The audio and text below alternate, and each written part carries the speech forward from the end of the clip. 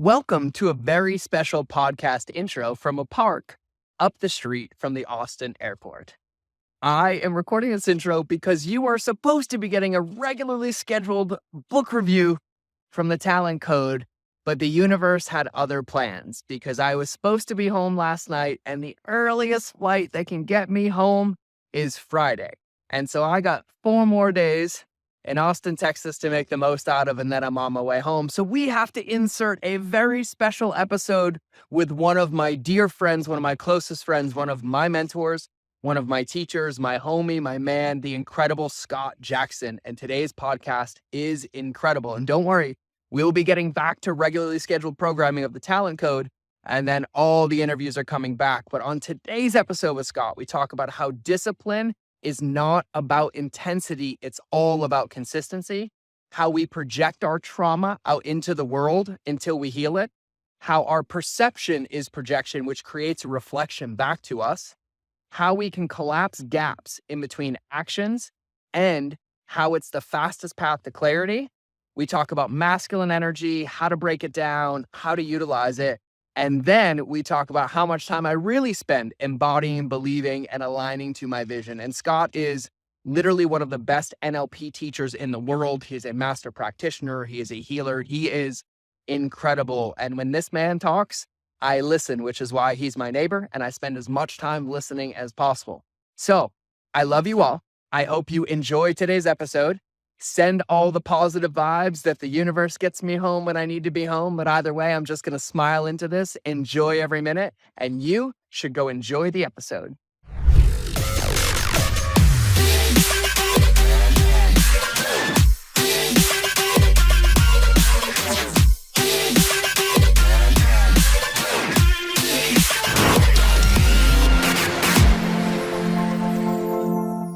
Everybody, welcome back to another episode of the Mind of George Show. I am stoked. You are noticing that I am doing a lot more of these in person, so it's not like I can hide from who's in front of you unless you don't know the man of mystery. Or if you're listening to this, I'll get to that in a minute. But I'm stoked. I love the in-person conversations, especially there with like my brother, people that I love, admire dearly, and family like today's guest. And so I'm pretty stoked. There's nothing else on my calendar today except an in-person podcast with the man, the myth, the legend today. My brother from another mother, my soul brother, a man that I love, respect. He's family. His beautiful partner is family. We shoot together. We talk. We do breath work, men's work, run business, do the impact in the world. He's one of the wisest men and best in the game at NLP that I've ever seen. And so without further ado, the absolute walking definition of a Renaissance man, Scott Jackson. Welcome to the podcast. Wow, brother. I don't have any I need the sound effects, but I haven't put the board out here yet. Okay. Well, I think there was enough fire in that we don't even need a sound effect, man. I haven't even I'm only a half a coffee in. I was literally contemplating before we started. I was like, do I want to sweat in this interview today? And I was like, I think I'm going to go the chill route. Okay. Typically, I gauge my energy on my podcast or my keynotes based on how many t-shirts I'm going to sweat through. Really? Yeah. It's a joke at the events now.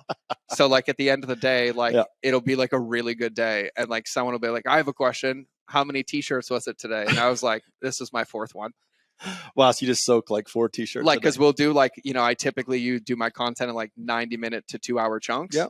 And so if I'm facilitating that whole one and I'm doing like an exercise or I'm teaching, I will literally burn 700 to 900 calories in that 2-hour block. Yeah. And so, it'll be the equivalent of me like running. Well, man, you have so much fire energy, bro. You bring it, right? So I'm not surprised. Dude, I don't know what it is though. It's like, when you know me, like I've been at your house a ton. Yeah, man. And you've seen like the real me.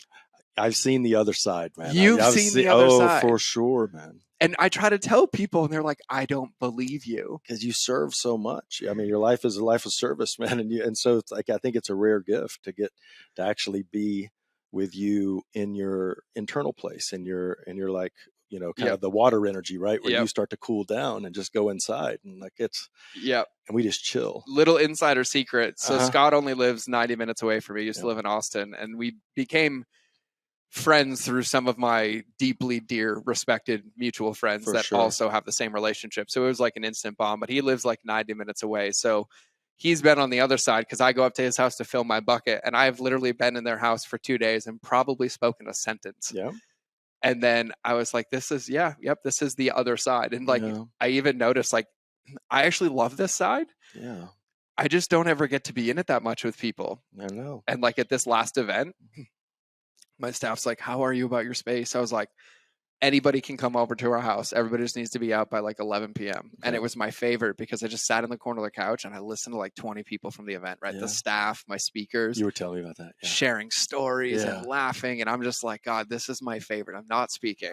I know. But I just get to listen. And it was so nice. Like it filled my bucket so much. Yeah. And I like love those moments. You know, for sure, man. And it's interesting. We had a friend into the ranch this weekend, and she brought an incredible idea that our presence with, and it's been like beautiful. And it's what you're talking about. But she actually said giving and receiving are not two different routes. Mm-hmm. Actually, it's the same channel. Mm-hmm. And when you can open that up, right, that you can give while receiving. And I was like, wow, that's beautiful, right? So even while I'm giving, I also can be receiving. 1,000%. Yep. That's how it feels for me. But I think what's so interesting and an awareness I'm having is that, like, by nature, when I think about this, because, you know, people always put themselves in like, I'm an introvert, I'm an extrovert, sure, I'm an introvert, I'm an extrovert. Yeah. You know, like I used to put that label on, but like what I've just really been aware of is like, I'm whatever is required when my gas tank is giving me a notice, and it's either full and I'm like, oh yeah, I'm ready to give, I'm ready to go. Or it's like, oh, you're at a quarter tank. And I'm like, oh, I got to go in a little bit. Like I got to go fill my bucket and recharge. See, and that's a gift, man, to have that level of thinking and that level of self-awareness to know like, wow, I'm giving, but I'm going down, and I need to come back and retract and be in me, right? Be still and gain and gather. And just like, for me, it's, you know, it's a divine, like, self-love process to do that, right? For sure. Oh, and it's definitely, and I'm glad you said self-love, because it's reflective, because I think as an entrepreneur, you know, you've been in this game longer than I have. We've been dancing in life relatively similar paths, but you have a lot more experience in this. And like, you know, we go through these waves, right? And I think for me, you know, I would always recognize, like we would always recognize, oh, we're getting burnt out, we're going too much, like we're doing these things, but then I would make it wrong. Right. Like, and that was like trigger point one. That should have been like, oh, the check engine light's on. And I was like, oh, I'm destroying the one thing that's supposed to be creating these results, and I'm going to justify it as hustle. Right. And then that would then like tilt it over, and then I'd try to look at it, and I would just look in the shortest comparison window. Like I'd be looking at the next like 2 minutes, right? And I'm like, oh my God. Zoom out a little bit, right? My whole life is over. Like in the next 2 minutes. For sure. All my money is going to get embezzled. My wife is going to leave. All my furniture is going to be on the end of the curb. Every one of my clients is going to fire me. Dude, you're laughing. This is true. No, it's like such a swing, right? To this, like the sky's falling. Dude. Yeah. Instantly. And then it would like take more energy and drain me. And then what it took me so long to recognize is that the reason it was causing it is because I was drained in the first place. And so I'm so like, that's a good self-awareness there, right? Well, because it was like, your tank was already empty, right? My tank was empty. And so the car was it was basically weak. It was vulnerable because I'm not driving down the road. I'm just on the side of the road. And I'm just stranded there, just taking everything that comes in.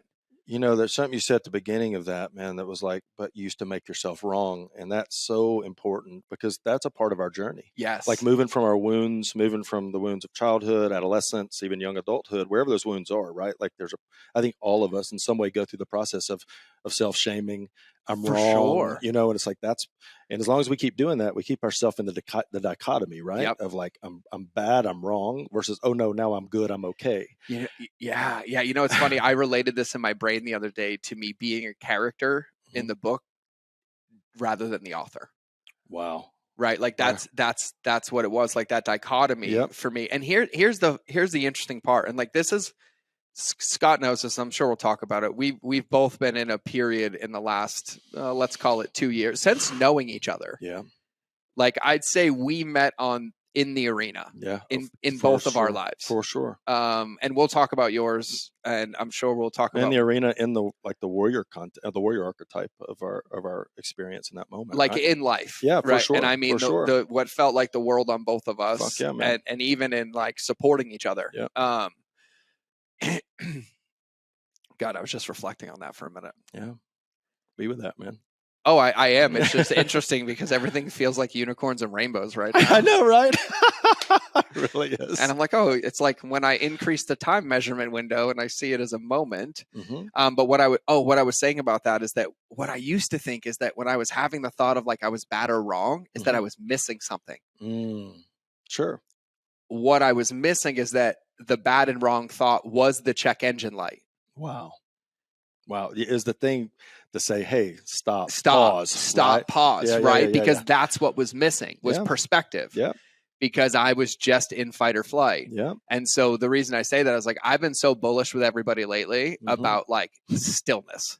You have. And about like just feeling your emotions and acknowledging them. Yeah. And I know this is something that is huge for you. And it's probably been like an undertone for the success that you've had in kind of the fires you've been walking. For sure. And so I just kind of wanted your thoughts on that, because we talked about the negative self-talk. Yeah. And then like for me now, when I recognize, it's funny, I joke about it because it still comes up like 35 times a day. Yeah. But I'm like, oh, that's hilarious. Oh, I know what I'm supposed to be focused on. There you go. Right. And I get into that, but I kind of love your thoughts because you're a master at this.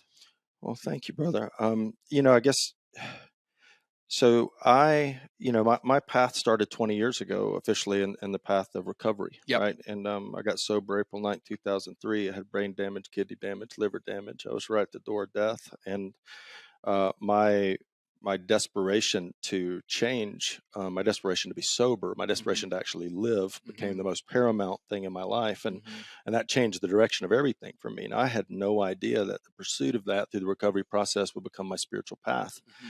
And so in that, having been, had no relationship spiritually or with God before that ever personally, that I kind of entered that space in a blank canvas. Like I was like, you can just paint me whatever God is, right? Like I'd go anywhere. Somebody said, I'd say, go to the synagogue, go to this place, go to the temple, and I would just go. And so in those first few years, it was, it really, my relationship was through two things that I started to build with self, right? With higher self, was in serving others in the recovery space, and through prayer, and through lots of prayer and reading of things that helped me learn to pray. And then one of my profound teachers, man, a guy named Mark Houston, who's no longer with us, but right when we started our relationship, this was like 2006, he said, Scott, how much do you meditate? I said, what's meditation? I don't meditate. And he goes, well, now you do. And and he said, you start with 3 minutes a day and you just get still and you focus on your breath. And what you're going to notice at first is that there's going to be the chatter of 1,000 monkeys, because that's your life. Yep. That's your whole reality. Yep. Is this chaos and mind and franticness and fear. And he said, you're going to learn to get still and go inside.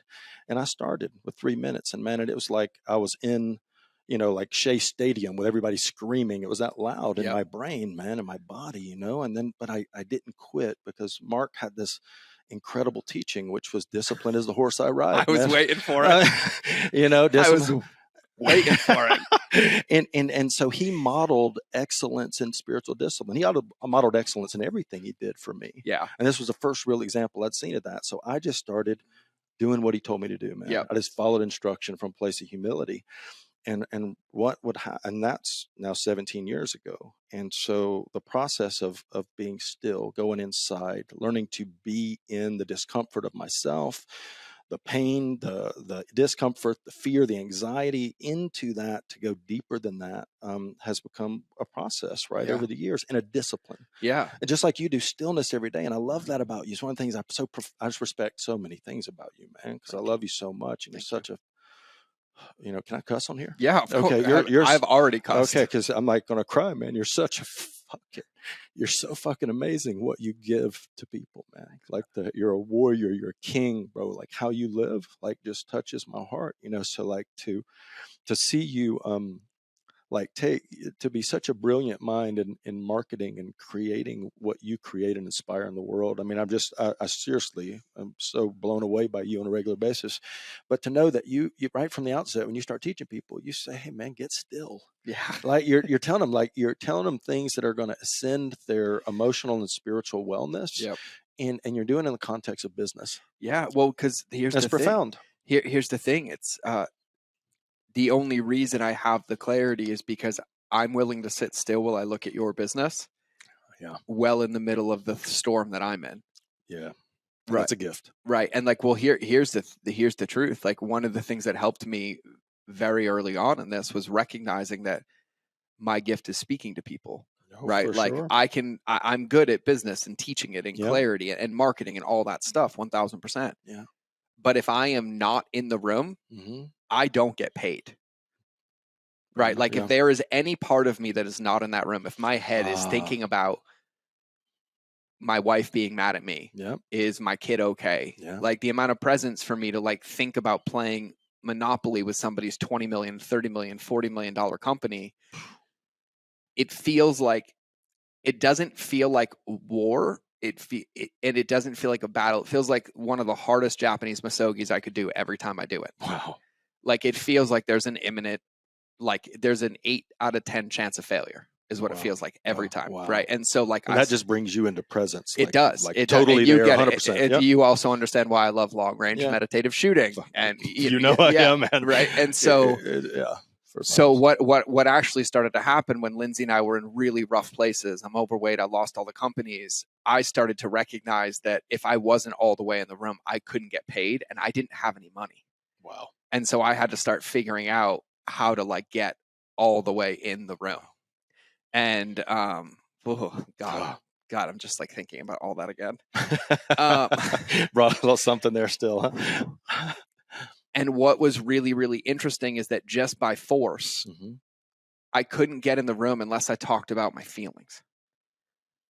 And that was the one thing. It's like if I was just ruminating in my brain before I was about to go into a client, I couldn't go in. Like I would say something, I would miss something. For sure. And it cost me money, a lot of money, and potentially my reputation, but I saved every one of them, just for the record. But that's when I started just recording the audio notes of how I felt. And instead of going to the person that I had the emotion with, I just expressed it with myself. I'm like, God, I'm just so fucking pissed right now. Like when she did this and he said this and blah, blah, blah. And then I'd finished recording it. And then I was like, oh, okay, well, yeah, I'm upset about it, but I'm not really like, it's not in control of me anymore. And then I was able to go in the room. And it just started working like so effortlessly every single time. And then I started recognizing that when people started coming to me for coaching, the more present I was, the more clarity I had for them. And so I just started, it just flows through, right? I just started putting containers around it. So if I had check engine lights coming on, rather than pretending they're not there, I'm like, oh, let's see if I can get this out. Like, what is this? There's a reason it's coming up. God, I love that, man. And so it was kind of like put on me by force. But when you talk about discipline, I was having this thought when you were speaking. And I used to think freedom was waking up with no agenda, like nothing. Sure. And I thought that was being. But I realized that wasn't being. No. Because I wasn't really creating anything. I wasn't moving anything. I wasn't expressing anything. Like I'm just there. And I'm like, I have children, I have friends, I have people.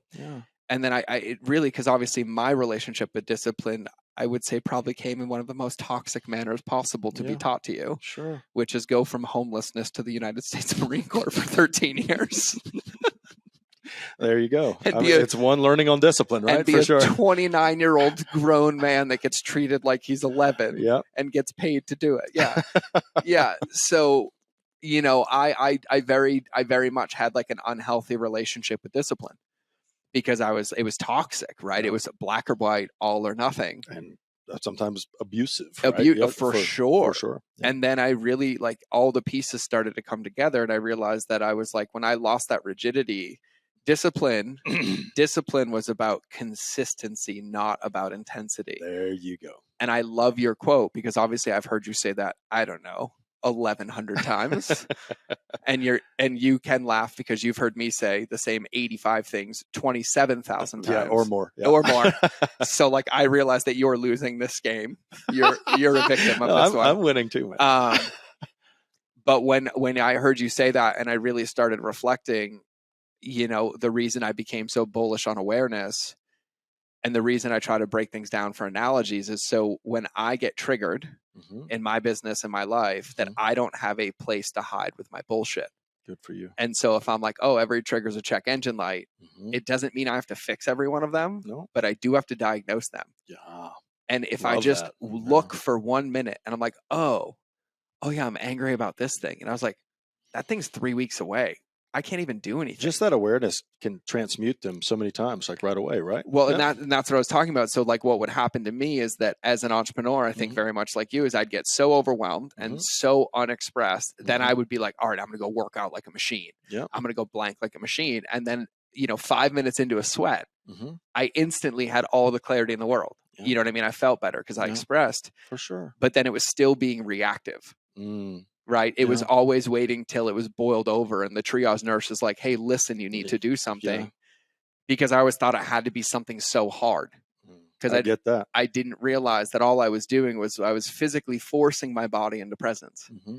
I wasn't doing anything. I couldn't do anything else. And so then when I started the stillness, it wasn't about meditating. It was literally just acknowledging how I felt. Beautiful. In that moment. Beautiful. And so like I was on the road a lot. So I'd wake up in the hotel room. I would literally open the balcony. Every hotel room, I get a balcony in some city, right? I'm like, oh, I'll look at Chicago. I'll look at Austin. I'll look at whatever. And I would open the balcony. I would just sit there for 15 minutes. I'm like, how do I feel about today? Beautiful. And I'm like, God, I really miss my kids. And I was like, I'm a little nervous. I was like, I'm also really fucking excited. And I would just like sit there for a minute. And like, I would always remember after like maybe 2 or 3 questions to myself, I just remember just existing. Yeah.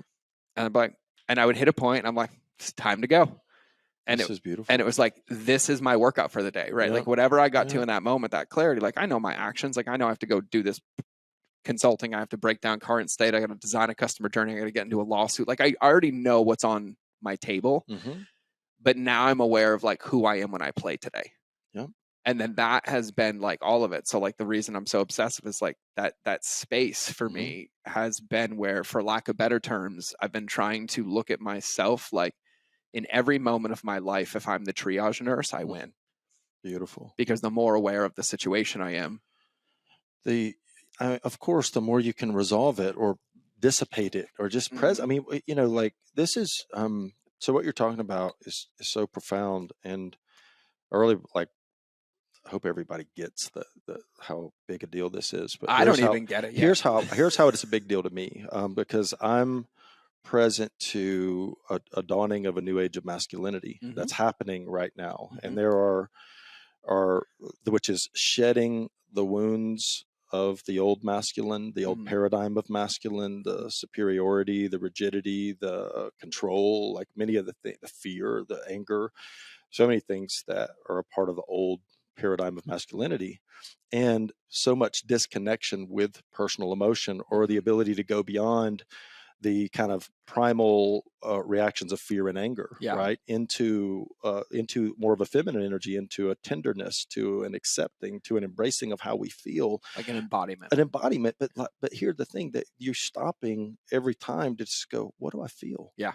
What's happening in me right now? Yeah. And then not having to do anything about that all the time, because the doing is masculine, the holding is feminine, right? So going into it with that and just being like, okay, I miss my kids. Yep. I feel scared about this presentation, but I'm also excited to tell about the day, and like being with that. Yeah. Right. Because there's a lot of us in our growth as men that we don't have that awareness yet. Right? I want to talk about something real quick, because I think you said something, and I want to clarify, because I don't necessarily agree on like the old paradigm of masculinity being those things. I feel like it depends on what old version is being referenced. For sure. And because let's talk about it. Yeah. Because I feel like, and I just want to summarize, like I feel like a lot of the traits that you described, I 1000% agree with. I just wouldn't call them masculinity. Okay. I would never say in the definition of masculinity it's like been based in fear.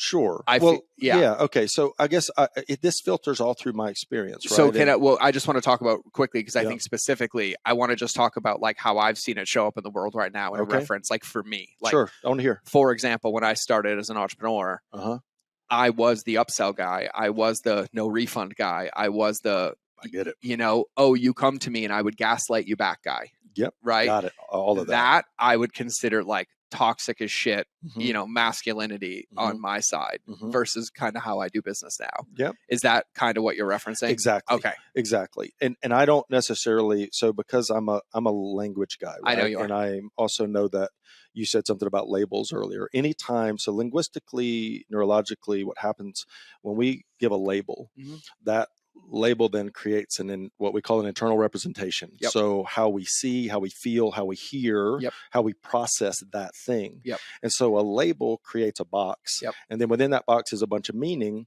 but the box is contained and it doesn't allow movement out, right? And so every time we use a label, it strengthens a box. So I stay away from toxic as a word in this conversation now, just to create opening for men to move beyond that label. For sure. I was actually trying to create the box around your masculinity so that I could understand. Understood. Got it. So, and I just want to share that with people, but the way you articulated it was beautiful. So for me, 100% beautiful. What I would call it is projected trauma. Okay. That's how I would distinguish my, former behavior. Right.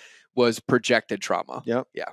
And that is a great description, because that certainly, and I think we all do that, men and women, Totally. right? We project our trauma into over and over until we heal it. Yeah. Until we heal it. And that's what we call, perception is projection. It keeps projecting out from what's inside until it reflects back to us enough to go, shit, I got to heal this. Yeah. So I got to actually go into this. Yeah. So I have like 1,000 questions, but before I do that, let me kind of just set some context and let you give somebody, because you kind of referenced earlier 20 years of sobriety, right?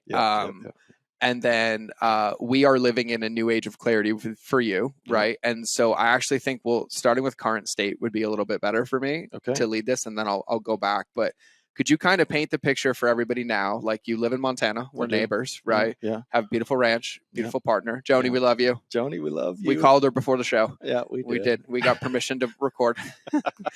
Happy wife, happy life. For sure. God, she's amazing. And, you've been in this NLP coaching capacity for a long time with a lot of different disciplines. You've kind of tapped your toes into a lot of different areas of life of mastery, from, spirituality to experiences to traveling in the world. Yeah. Can you kind of paint the picture for everybody kind of in like the last year, kind of what you've been focusing on, but also what's been going on in your life? Okay. So, because this is the Lighthouse podcast, so we're kind of in the lighthouse. Hey, we're in the lighthouse. We're going. Man. So let's shine the light. Okay. Last year, so been a lot of change. Joni and I a few years ago knew we were moving to Montana. We knew we had to buy land or buy a retreat center. Like, our mission was to create a retreat center for healing, ascension, growth, transformation. Yep. But it was just an intention, right? Until you came and had breakfast. That's last year in April. Yeah. Last April 28th was the day of that. 27th was the day of that last year. Anyways, prior to that, we moved here during COVID. Yep. We were so aggressive in trying to find a place. There was this real estate scare. Everybody's moving to Montana, not nearly enough. There way more demand than was supply. More demand, yeah. And so it was chaos, and we lost we put offers in like 6 places. They all fell through. It just all went wrong. And in that, we actually discovered that I had colon cancer. Yep. Yeah. And that was January of 21. Again? Or was that the first time? No, that was the first time. That was the first time. That was the original awareness of that. And we were living in Missoula. And I, being who I am and who I was, and at that time, and my thinking and my focus was really first of all, principle I live by in life is that, and this, I know this sounds weird to some people, but that every single thing in my life, every situation, everything that happens, I'm responsible for.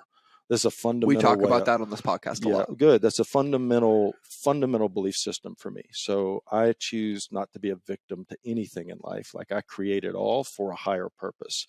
no matter how painful it is, Mhm. right? And so that this helps me a lot. So that was like, okay, I chose this cancer. I went into it to find out what the wound was, because I believed there was a mental emotional wound that was connected to it. And I did. There were actually multiple wounds. One tied to the trauma of a past relationship, the trauma of my daughter, and traumas related to my dad were all connected to these deep conflicts that created this. So I went in the work to heal those things emotionally, and using, some of the techniques I use, and working with some other healers, uh, and and then I kept my focus on, I can heal this through focus, through trust in God, through my intention. And I held the field while everybody around me was terrified, because there's such this negative relationship to cancer, generally speaking, right? Such fear around cancer. Mhm. So I actually ended up being I held the space for my whole family. Joni and her family are freaking out. My mom and dad, my family are freaking out. And so I had to constantly be the faith and the trust that I was already healed, Mhm. that I was okay. And for them, so it was like, I didn't really focus on me as much as I focused on holding the love for them, so that they Yep. could feel safe in a very scary time. Yep. Um, anyways, something in the middle of all that, we actually were in Texas we were in a retreat with a bunch of friends that were kind of based out of Austin. This was in April of 21. And in that experience, we were like there, and this is where we met Mike. Yep. And this is where we became like immediate brother with Mike and Michelle. sister to Michelle, Yep. right? And at the end of that retreat, Mike goes, "You know why you've missed? You know why all the things keep falling through in Montana?" And I went, "Why, Mike?" And he goes, "Because you're supposed to fucking move to Austin." And like, dude, literally within 5 weeks we were in Austin. Yep. So then, and that was such a profound need for me, because I needed to move into a community that could support me Yep. and like hold me as healed and Yep. loved. Yep. And so that was, Austin was a really important growth window for us. And now the cancer is, it ended up going to stage 4. And then that's all been a part of the journey. And here's something I want to share this. I think it's important for people. Like, I was so focused on my way of doing it that I was rejecting other ways that could help. Mhm. This was part of my own arrogance, my own spiritual pride. And like, I know the way, and so this thing is not the way, Yep. and I was really firm in that. Yep. And then thank God for, Dr. Dan Stickler. I Yep. don't know if anybody knows Dan. He and his wife, Micro, were so loving and supportive of me in this, and also offer me new ideas. But ultimately, it was Dan who led me to a brilliant doctor in Florida, who he has a really creative look at cancer. And so that's been, I've been out of the box of normal Yep. oncology, normal allopathic medicine, seeking other things. I mean, I went to Mexico for a month to do a bunch of immunotherapy healing. I mean, I've done a lot of work around this physical body, soul, everything healing. But anyways, this doctor we met, he was like, after we did I took the most advanced genetic profiling that exists on the planet now for cancer. And this is a thing. Yeah, you told me about Yeah. this. And so they profile the body down to the genome, right? Of Yeah. like this cancer, this expression, this physical body as a unique case and expression. And so what the feedback from that report was, as the doctor filtered it to us, was like, hey, these things you're doing, immunotherapy, are great. This nutraceutical approach is great. And also, if we blend in a traditional chemotherapy, but at medium dose with that, we think it could be very helpful toward actually ending this thing and getting it out of the body. And I was like, and this is where I had to get open-minded, right? Yep. I had to go, okay, I've been rejecting chemo this whole time. And then I just said, okay, we're going to do it. So now we're as of 2 weeks ago, so I've done 10 cycles of medium dose chemo. As of 2 weeks, 10 weeks ago, or excuse me, 2 weeks ago, the normal range of CEA for a man of my age is between 0.9 and 3. And 2 weeks ago, it's 3.4. So 3.4 after being as high as like 200 during this journey, right? Yeah. So imaging's good. So but here's the thing I want to share about this is like, my focus and intention this whole time has not been I'm gonna heal. Nope. It's been I am healed. Yep. It's been I am healed. I trust God. I trust that I'm healed, and I'm just disciplined as a horse I ride. I'm just doing the actions day to day in the process, right? Yeah. So I know it's kind of long, but this is insignificant because now remember, we had the intention to buy a retreat center and be here in Montana. There's a place, and I'll plug it for your audience, called OHI, Optimum Health Institute. There's one in San Diego, one in Austin. They offer a brilliant raw foods detox. So as a part of my healing, I went there twice. The second time I went, which was February of last year. Yep. Now remember, we're focused on this. We're in our community in Austin. We had a great house. Yep. You've been to our old house in Austin, have. right? We had an incredible community, man. Yep. It's like we're in heaven Yep. in a way in Austin, although I didn't have the Rockies, and I Yep. always miss the Rockies, Yep. man. You know, I love the mountains. So anyways, I go to OHI for another week. And bro, this detox was bad, right? It's like 500 to 900 calories a day. And I was just struggling through this one, man. Yeah. And, you know, it was kicking my butt. And so I kind of stayed holed up in my room for the whole time I was there. And then on the Thursday before I was leaving on Sunday, I come out to get some wheatgrass because they juice wheatgrass for you twice a day. And there's this woman behind the thing wheatgrass, and I hadn't seen her. And she was like, 70 or so, like wild, powerful fire energy, man. And she was just like, "Hey, are you from Montana?" And I went, "Well, yeah, I used to live in Montana." And she goes, "Well, I heard you were here, but I wanted to meet you." And so we got to talking, and I was like, "Well, where are you from?" She goes, "I'm from Western Montana in this little place." I went, "You got to be kidding me. We own a piece of land like 5 miles from there." Yep. And she's like, "You got to be kidding me." She goes, "I own a ranch. It's been a bed and breakfast." You met her there? That's where I met her. But you didn't know this. You didn't know this. I didn't know that. So this, nope. dude, literally, listen to this. Holy shit. This is so crazy.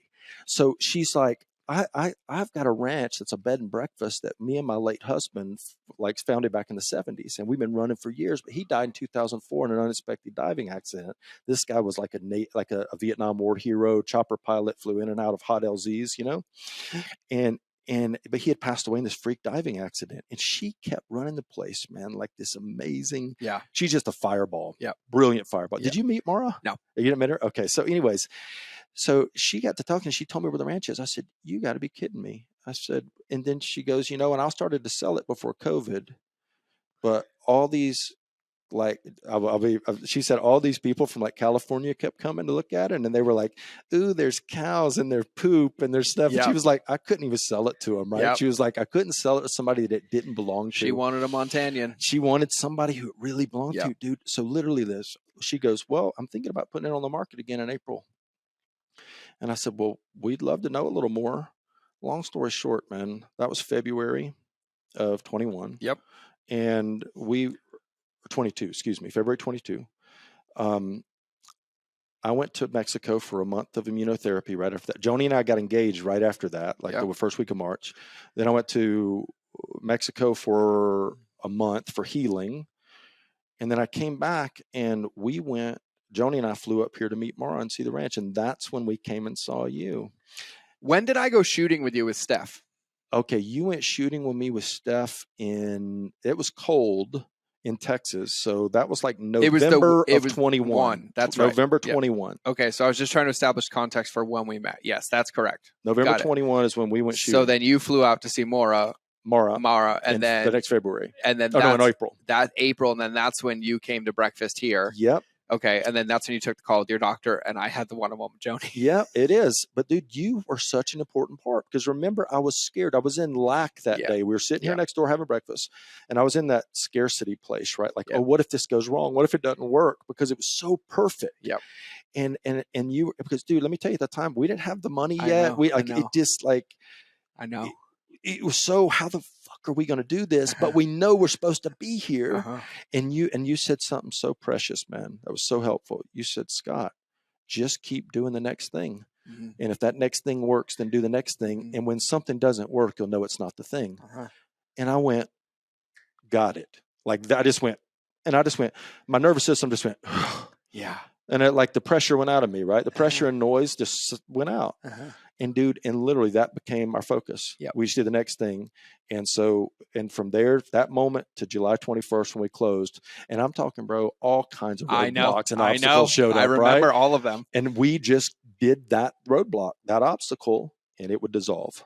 So I want to tie this together because I love that. Yep. So when I say awareness is the finish line, for everybody listening, I'm going to tie a couple concepts together. So when Scott references 100% responsible 100% of the time. Yep. Okay. I've been taught that. as a personal development student, as a Mhm. personal development coach, as Yeah. a plant medicine student, as a Mm. shaman student, as a psychology student. Yep. Like In all contexts. I've been caught that in all contexts. Now, this is how it works in my brain. I struggled with that concept very early on when it was taught to me in personal development. Everyone does. And the lesson it was taught to me was around 9/11, Okay. around the neutrality of events. Okay. That's how it was taught to me, right? So it took me a little bit. That's a big container for it to be taught in. You also have to remember I was being certified to become an experientially personal development teacher. Okay. So we got You had to go on some big things. We got Yeah, broken. Yeah. Like Good. I remember the second part and I was like, I'll go back to Marine Corps boot camp like 3 more times. Like I'll go for a year. Yeah. And they're like, why? I'm like, because I've never cried this much in my life. Well, snotting and screaming and angry. And I'm like, if there were padded walls in this room and you locked the door, I couldn't convince somebody based on what they've seen that they should let me out. Yeah. Like factually. But I struggle with it. But then here's how it makes sense to me. Okay. I now believe where I am in my life that any moment I'm not choosing progress, I'm just choosing death and pain. Okay. Irregardless of how I feel. Okay. Like if my whole world comes crashing down, which it almost has a lot in the last couple of months. I'm going to speak to that in a minute. But okay, go ahead. Almost apocalyptically. Yeah. Knowing that, I'm like, oh, but even in that moment, if I make the choice that I don't want to die, there still is only the next best thing in front of me. That's it. But the only way I can see the next best thing is that irregardless of my feelings, choosing to see it, that I'm responsible for it. Because for me, when I put my frame in the I created this, it instantly removes the emotion and allows me to see the field. Okay. And then that's where my stillness practice comes in. Wow. So then I'm like, oh, well, like for example, I'm like, oh, and I remember the conversation because when you took the call with Joni or the doctor, Joni cried to me and I was like, okay, I'm going to say this. Okay, I'm really, really going to say this. But in my brain, I was thinking about both scenarios. Sure. And I was like, well, actually, irregardless, they know not pursuing it is the option, right? They're clear that that option is there. I'm like, this option is scary. And I was like, but they need more evidence. And I was like, but the only way to take evidence is to actually step towards this in one direction, irregardless of what the next 60 steps are. Yes. And so like when I created that wedge of expectations I teach in that thing, like, I love it. That's the only reason I made it. Wow. Is because like for me, I'm like, okay, like I know I'm going to get hit with a lawsuit. I know I'm going to have an employee quit. I know I'm going to have to fire staff. I'm going to have to go mitigate this. I'm going to lose my one-on-one client. Like I know all of that's coming. Yeah. So if I know it's coming, what are the things in my life and business that irregardless of me getting punched in the face still have to happen every day? That's the floors. Yeah. And that's the floors. And so then how I created a container to have awareness is that, okay, punch me in the face. And when I get punched in the face, I open my phone. I'm like, okay, well, I said that when I get punched in the face, these things still had to happen every day because these help me be a dad, a husband, an entrepreneur, a business partner, a coach. And irregardless of how I feel, I still get to do these things. Sure. So then when I go to do them and I can't because I feel like shit, then I use my SOS model. I love it. To become aware of the feeling. Yeah. And then the moment I'm aware of the feeling, I'm already clear on what the thing is I'm doing when the feeling's gone. And then typically I'm like, oh, that's why I was stuck. Or that's why I thought I couldn't make money. Yeah. Or that's the thing I couldn't remember. Yeah. And it's just for me, I've been focusing so much on collapsing the gaps in between action. Beautiful. Because I'd rather take an action and be like, oop, adjust, oop, tweak, oh, not doing that again. Then like, I wonder. And it just feels like the fastest path to clarity for me now. I love it. And I love that it's the floor, that the floor of the wedge of expectations, it's the things that you always need to do at a bare minimum to keep moving the next step in progress. Right. Yeah. So it's like that, and that will, even if you don't know the next step, the process will reveal the next step. Like last night, like I've been crushing food. Like I'm the healthiest I've been. Like I'm back you look in great, shape. Dude. You've lost a ton of weight. You look awesome. I have like a 5.5 pack this morning. And it's because last night I made a deal with myself because my nanny and Branson wanted to make cookies. So they made chocolate chip cookies that looked bomb diggity. And I was like, all right, fine. You want them? go do 30 minutes on the treadmill downstairs and make sure that you promise you'll have your greens in the morning. And I made a deal with myself. I was like, great, fucking cookie time. Let's go. Wow. And then I crushed 3 cookies with some M&Ms. And then I was like, yeah, that's enough. I woke up. By the way, these are my greens. Okay. Good job. First meal of the day. Well done. And then I was excited about it. I was like, God, I really don't want those cookies again. They were good, but I don't really need them. Yeah. Right. And it's like just this constant moment of like, for me, I recognize in my business, this is the analogy I've been using lately, that in for lack of better terms, I am both Tom Brady and Bill Belichick, while also being the offensive and defensive coordinator. Yeah. Right. But if I don't recognize what role I'm in, got to know the role. I can't make like a decision. Right. And Yep. so these moments of like collapsing these awarenesses allow me to be like, oh, am I quarterback right now? Am I, Yes. you know, Bill Belichick right I now? love this. And so it's just this constant assessment for me of like, I know in a week, these are the like 10 things that in my current life with my relationships, my friends and my businesses, like this has to be done every week. Yeah. I know that is there irregardless. Right. Yep. And so then when I feel like shit, typically if I feel like shit, I'm like, God, I can't be Tom Brady right now.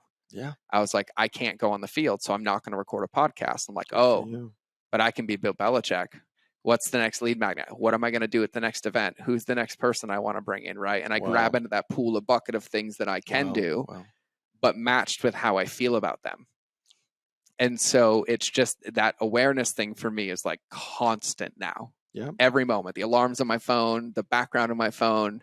And I mean, even environmental design for you, I feel like as your friend, Yeah. you know, one of the things that constantly we would talk about was like just creating a tighter environment around you For sure. that eliminated anything other than like positivity. And what we need, Than vibrationally, what what we need in the container. Yeah. And cleaning it when it needs to be cleaned. So it's just when you said that 100% responsible, like I tell people, like if you read Jocko's book, if you want to start dancing with discipline, like extreme ownership, and then stack book. Atomic Habits on top of it. Beautiful book. And then if you read Personality Isn't Permanent first, then you'll use the Atomic Habits to build your future self, and the book Extreme Ownership to then guarantee that you get there. And then you'll be in a different place in like a year. Oh God, a very different place. A very different place. So I love that concept of like 100% responsible. But when you said it, I was like, oh, I can tie all this together. No, it's well done, man. And you know, this is there's something. So there's a concept in, you know, became an NLP trainer now. I mean, I'm an NLP master trainer, and one of the things I do, and Master Yoda. Yeah, one of the things we do to help heal and ascend. You know, evolution of consciousness is our most important value, right? And that's what we do. But one of the, you know, my path for years was a spiritual path, and that was how I worked in my own development, was in this pursuit of spiritual wisdom and then into action, right? Spiritual wisdom into action. And like, what did you call it? Into action? Yeah. I love that. Yeah. Spiritual wisdom into action, you know, like aligning, in the process of aligning head, mind, focused, clear mind and heart into action. I right? love that. Yeah. And so, but I didn't focus on working on my mind or necessarily directly in my emotional body. And so when it was a teacher who led me to NLP, and he when I got there finally after 6 years after he told me to be trained by a very specific person in NLP, timeline therapy, and hypnosis, I finally went. At a time in my life when personal crisis was causing the need for evolution. That's a belief fundamentally I have. All of our personal crisis is for evolution. And so it drove me into that training. And what I started to do, and didn't know this was going to happen, was I started to become a student of the mind and the emotional body for the purpose of evolution of consciousness and how to work in both those places. And what I started to experience, so there's a concept in NLP called behavioral flexibility, right? And there's a law called the law of requisite variety, which states that the person or the system with the most behavioral flexibility will have control of creating the greatest level of results for the person or system. 1,000%. Right? So when I hear you talking about what you were talking about being Bill Belichick or Brady or the defensive coordinator, it's like that speaks to your own evolution and your own complexity of thinking, because the behavioral flexibility speaks directly to the level of which we can think complexly, right? Like how high can we be, not high superior, but high in our thinking, such that we can see from different levels, right? We see from 20,000, 30,000, 40,000 feet, or down in the weeds. I call that range. Yeah, right. But the flexibility that comes from being able to see that way of what choices to make, what choices there are, because there's not a dichotomy in anything, right? No. It's not this or that. There's No, so much never. more choice, but No. sometimes there's a part in our growth where we only see the this or that. It will typically, like what I've learned at this part of the game, it's typically better or less better, worse or less worse. Sure. There's no there is no clear choice. Nope. None. Nope. None. And yeah, I was gonna say something when you were saying that rung true. Before I do that, you also opened a loop about something you wanted to say about me walking through the apocalypse. Yeah, but remember that. So the behavioral constraint thing, this is what I wanted to say. I agree with you because, like, for example, with one of the companies I'm running right now, like the amount of active participation I have in the role and the amount of scale that we have done in the last 2 years to go from 8 million to 80 million to 80 to 180, like the amount of compression that I've received, like I'm talking lawsuits, litigation, billion-dollar companies, like 15 attorneys walking into our office, patent claims, AR technology, noise, like things that I've never walked in, right? And so, like, for me, I've watched my range increase, not from being in them, but my willingness to be in them. And then I recognize that, like, even with my wedge, like what I try to do every day is create intentional compression. Wow. And so, like, you know, is that the same as like pressure and noise? Yes. Okay. Yeah. So I create intentional pressure every day now. Okay. Right. And so, like, for me, like, I got to this point, and you obviously know the awarenesses in my life. I got to this point where when I wake up in the morning, my check engine light isn't on. Like when I go to my day, get my kids to school, come to the office, like my check engine light typically doesn't come on during the week anymore in my day-to-day functions, in my relationships. Like very rarely is there like a moment where I'm like, oh shit. Right. But then that became normal for about a quarter. And then my check engine light started coming on more than normal. Okay. And it was hard to recover, and it was actually pretty painful for a couple of months, my behaviors, my actions. And so I got complacent because the check engine light wasn't on, and I was like, oh no, I need to change this. And so I started looking for behaviors. And this is during the period where I kept feeling you, right? Yeah, like 1,000%. Across time. Yeah, like, what's going on, brother? 1,000%. So these are periods where I started having to, like, this is going to sound really weird, but I had to start granularly looking at places in my business that gave me insights to where I still felt shitty. Right? This is going to sound really weird. But, like, there's a lot of people, I coach people, and I'm typically like, please don't send me an audio, right? And that's effective for my coaching, but also personally because I struggle with focus, and I'm always afraid of what's in an audio message, right? Like I had this fear of, like, the shoe's going to drop, the hammer's going to drop. Oh, I get that. Right? Yeah. So then I would ask people, hey, if you send me an audio when you're done, will you just send me some context? Like, hey, wanted to share a win, wanted to share a blank. And I still have people do that, but I started to recognize that my check engine light was coming on, but it was coming on in places where I didn't have an awareness of it. And so I had to start looking at these behaviors, and I had to start being like, all right, cool. I don't like them. I'm only sending audios and only receiving audios back. Okay. Wow. That's leaning in. And I was like, I'm going in, and I started, like, doing this, and I was like, oh, this is what I do in fitness. Oh, this is what I do with customer journey. I'm like, oh, I should probably do this to myself. No, it's like apply to self, right? What a novel idea. And so then that's when. And so, like, when you talk about that range, though, that range is something that I realized that typically I was only learning that I had the range when it was reactive to getting punched in the face. And that's why I was getting punched in the face. Because I didn't have the range to handle the punch. So now I'm like, okay, cool. So, like, when I tell you my philosophy every day as I wake up and I imagine my business is gone, my wife is gone, my kids are gone, and my friends are gone. Wow. Who do I get to be, and what do I have to do today to earn them all back?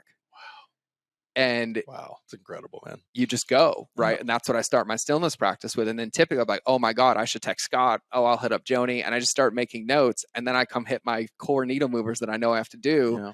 And then I started hitting my notes. I'm like, oh my God, yep, I got that. I got to do that. I got to do that. I got to do that. I got to do that. And then when I'm done, I'm done.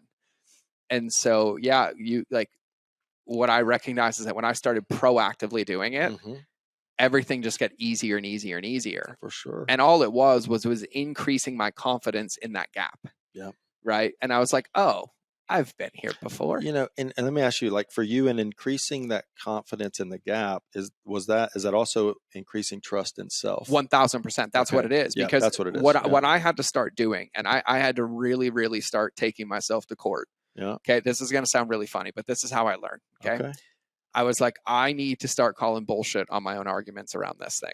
right? Okay. And so I started watching the show Suits on Amazon. Oh, it's a great show. Great man. show. Love it. Yeah. But here's why I watch shows like that. Yeah. Because I listen to the attorneys argue, and then when I'm watching them, I put my own thoughts in the show. I love it. And I sit there and I'm like, oh, God damn it. Yeah.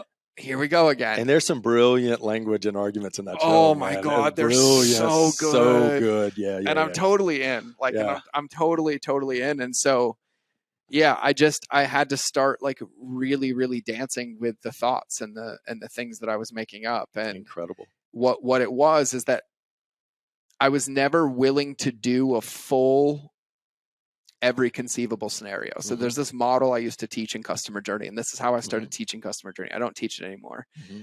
But how I started learning customer journey is I would look at a business and I would say, okay, cool. We have customer A. Mm-hmm. Customer A comes to the website. Let's list out every single decision that customer A could make. And I would take companies, I would map out a whiteboard, every conceivable scenario. If they saw this Facebook post, and I wanted them to see how a customer journey wasn't linear. Okay. Right? Yeah. But what it did is it put all the cards on the table. Wow. And when all the cards are on the table, you're like, oh my God, that doesn't make sense. That doesn't make sense. They wouldn't do that. And then what you're left with, you're like, oh my God, well, this has to work. And if it doesn't work, it would only be because of this and this, but we need to try it first, right? There you go. And so what was happening in that self-trust is I would be met with like a customer journey challenge, right? Yep. And they'd be like, oh my God, tell me it's going to work. Tell me it's going to work. And I'm like, I'd get in that pressure and I'm like, well, here's what's funny. Irregardless if it's going to work or not going to work, I have to do the same thing. Yep.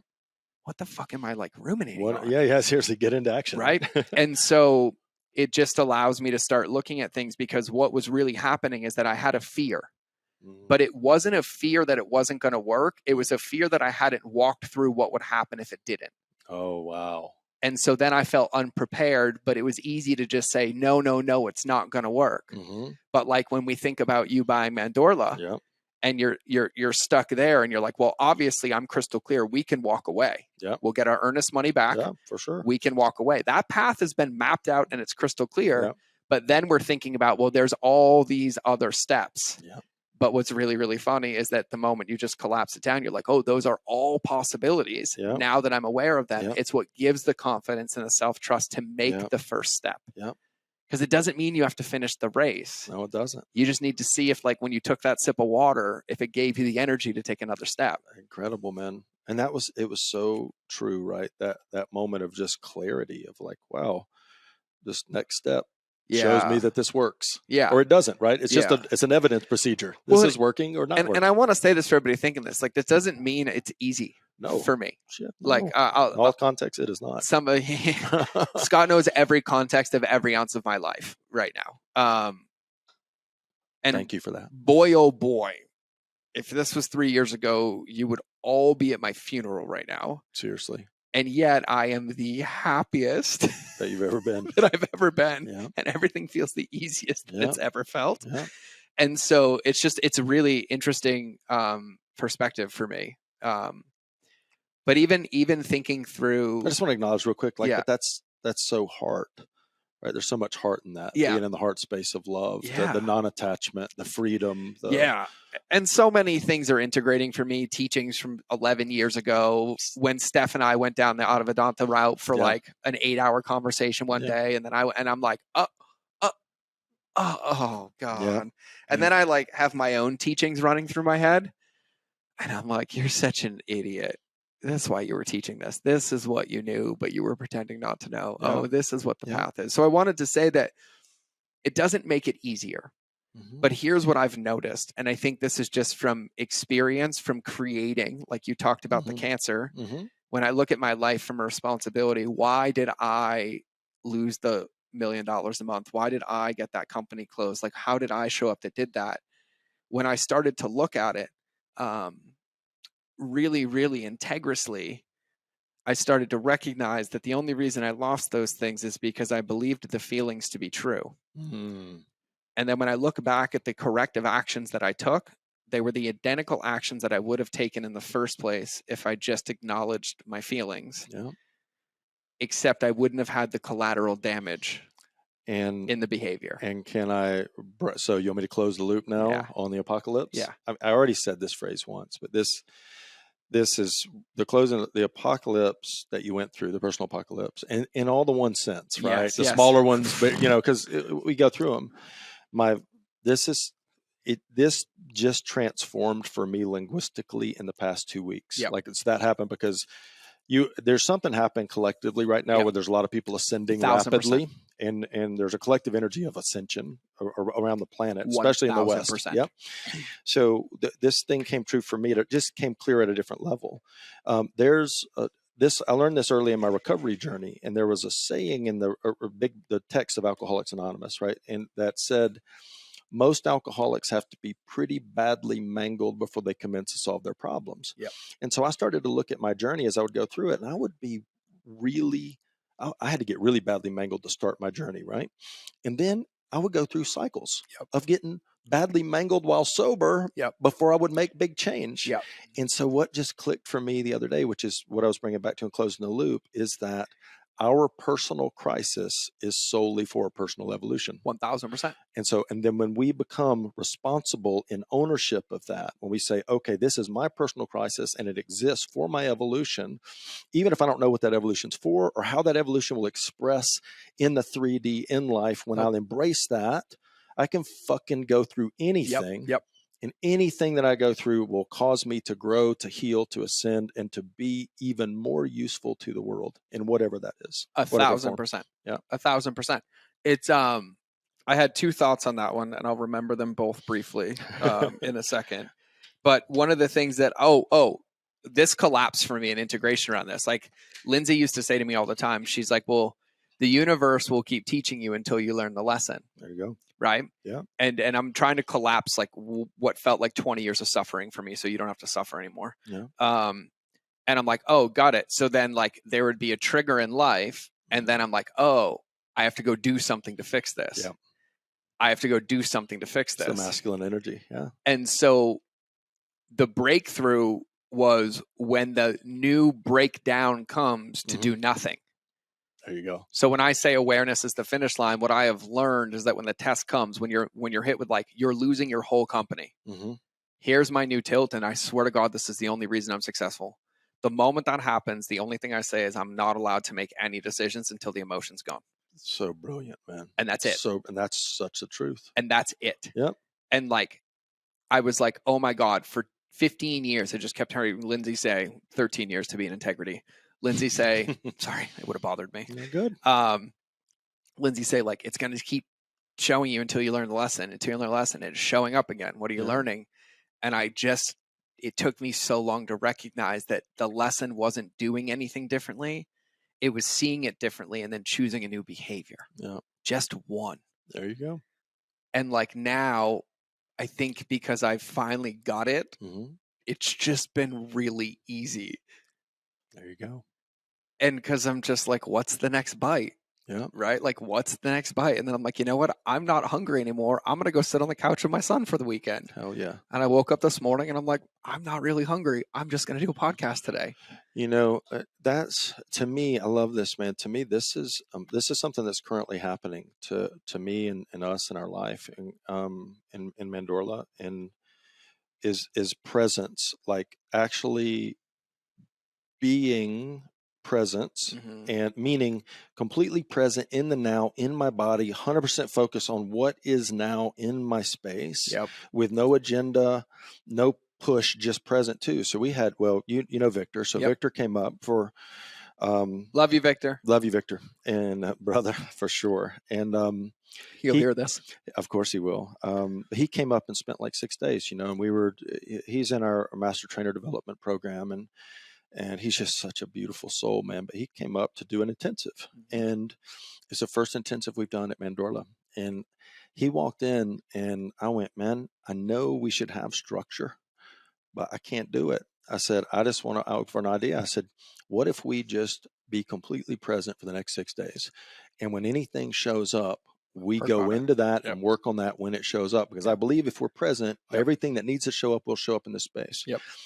So a real snippet of what he said at the end of it on day 6, he said, man, the experience that happened to me in this was the most profound thing I've ever had happen. And if you could have told me before we did this, I would have this experience, I would have given you every single penny in every account I had to have this experience. And that came, that, I was just a vehicle, you know, in the container, and Joni was, because it was all of us working together in this beautiful experience. But the power of presence, the power of setting a container, and you do this so well, man. That's what we were talking about at the beginning of the call, right? Like your ability to set a container that causes transformation and then be 100% present and bring your fire, your love, your passion. It's fucking transformational, brother. Yeah, man. It's so funny. Like, I've been looking at my life, and what's so interesting is like, hey, Victor and Heather, I nickname, by the way, their group text in my phone is Unicorn Couple. I heard about you. They're my unicorn couple. You'll meet them. They're going to be staff at the event. We tag teamed him because he literally left my event and then came to your house. Yeah, that minute, right? And then what's funny is that we were with each other at the airport when he was coming to see you because he missed his flight. Yeah. And then I was like, hey, one more thing that I forgot to share that came up for me during my event. Do you have a minute? Yeah. And then he sat there for like 30 minutes, and I could have sworn, I'm like, God, I hope I'm saying the right, man. I don't have a read on him right now. Yeah. And then he just said, thanks. We hugged, and I was like, God, I just love Victor. And then he texted me, and I was like, oh, phew. Okay, got it. It landed. Yeah. Okay, cool. But like, it was so beautiful because he even reflected with me after, and I love that. But what I've been looking at my life as is like, I recognize that in my day, and this is just being integrous, that in my day, there's probably only a cumulative amount of 2 to 3 minutes of my day total where I am 100% embodied and believed and aligned into my vision. Okay. Like when I wake up in the morning after my stillness practice and I'm like, yeah, right, I'm feeling the earth, Mother Montana. Yeah. I'm like, yep, that's what I'm doing, right? Yeah. The moment I step onto the field, I lose the ability to see the whole field anymore. Okay. And with the day that I have, very rarely does. You have some very full days. I have some very full days. Very rarely do I get pockets where I'm like, oh, let me go reconnect to my vision or my why or my boom, right? So like, I recognize that. And so the reason I got clear on like, in that pocket of like, I made space, I'm like, when I feel that way, that's the only time I ask myself, like, what do I really want? Wow. Right? Like, what is it that I really want? And when I find what I really want from that space, I don't have to remember that feeling anymore because I have clarity on what I want. I just have to pick 1 to 2 behaviors that would move me closer to that, irregardless of if it gets me there. Yeah. And so that's what I build my daily needle movers around. And then it's funny because in reflection, I'll be somewhere and I'll celebrate a win and I'll literally love this win. And I'll recognize that win came because I started something else I thought I wanted and then won something else and realized that's what I needed. Yeah. There you go. Well, oftentimes that happens, right? We go thinking we want what we want, but we get what we need. And so what's funny is I've just been looking at my entire day like I'm my own personal trainer. Wow. And I'm like, hey, you're going to do 3 podcast intros today. You're going to do 1 podcast and then you're going to go reflect here. And then it's like, oh, there's this shitty situation in your life right now. Yeah. Like I have lawyers involved in like 4 fucking areas of my life right now. Wow. And I'm like, oh. Maybe I'm watching Suits to learn how to talk to them all better. Maybe you are. They're all great though. I love you all. Yeah. For sure. That's what it feels like. Yeah. But it's like, even in those, right? I'm like, okay, cool. Like when those things hit me, I'm like, oh, fuck. All right, cool. Well, what are the 3 things that, irregardless of how I feel, like are going to get me somewhere closer? Yeah. And then I just try to like literally pick these like micro bites whenever I don't feel good. Yeah. And then I gamify it. And I'm like, what do I really want to do? I'm like, I want to go snowboarding. I'm like, I really don't want to fucking work today. I feel like shit. I don't want to be in the office. I'm like, okay, cool. We'll play your own game. Coach, earn the right to go snowboarding. And I'm like, cool. What are the 3 things? Wow. And then I write them on a sticky note. And I put them on in front of me and I'm like, you can go snowboarding the moment these are done. And God, I love this. I do all 3 of them. It literally laptop closed on the mountain. You know, dude, I love this. And there's something that Guruji has said to me for many years, which is evolution is evolutionary, not revolutionary. And it's measured in inches, not miles. Right. Yep. And so it's like, when I hear you talking about that, it's like you honor the inches, man. You honor the little micro movements, and like it moves so much, right? Well, oftentimes we think about that. We need to take these big leaps, these huge steps, these overwhelming moves. But if we can bring it down into those little things, man, like how powerful is that? It came as a requirement because here's the thing: I've never made a vision board or a goal sheet, and Lindsay's it's caused tension in our relationship because I'm like, I don't want to do it. I can't do it. If you ask me what I want, I can't tell you, and it overwhelms me thinking about, and then it creates reactance in my body. And I'm like, no. And I always struggled with it. But what I loved was building every day. And then I was like, oh, I don't want to tell you what my vision looks like. I want to build my vision every day. And I was like, and so when I had that moment, I was like, oh, it's not that like I need a vision board. I'm like, I just need to have clarity on like an idea that I might want it to look like. And I'm like, oh, and then I was like, okay, yeah, I would like to have that ranch. I would like to, I'm like, what would be one thing that would make me have that ranch? I'm like, oh, I would need this amount of money. What are the 3 behaviors that would get me one step closer to that? Cool. I'm clear for the next 6 months. And don't you guys love Mind of George? And like right now for me, like they'll know, like I have done probably 30 podcasts in the last like 2 months. I know, like 2 weeks. God, you're on fire. I am designing events. I'm launching. I'm giving my IP away to anybody with an audience so that more people can have customer journey. We're trying to increase event production. Like I'm going in straight building mode again. Beautiful. Like that's weird. And that's what it feels like in my body. Like right now, the only thing that makes me happy is thinking about creating. And so for whatever reason, that's what feels good to me right now. So that I'm like, well, if I'm in creation mode, what can I create for today, next month, next year? You know, because of what you're going through, the change you've just gone through, the evolution, the ascension, the incredible experience that you're in of just joy and love, right? And it's so interesting because I hadn't made this connection yet till you said it, because dude, I am like, this is happening to us right now. And I mean, like, we had the podcast name showed up, what's happening with Mandorla just got totally clear. Like, all these things are coming together so fast, and I am on fire to create.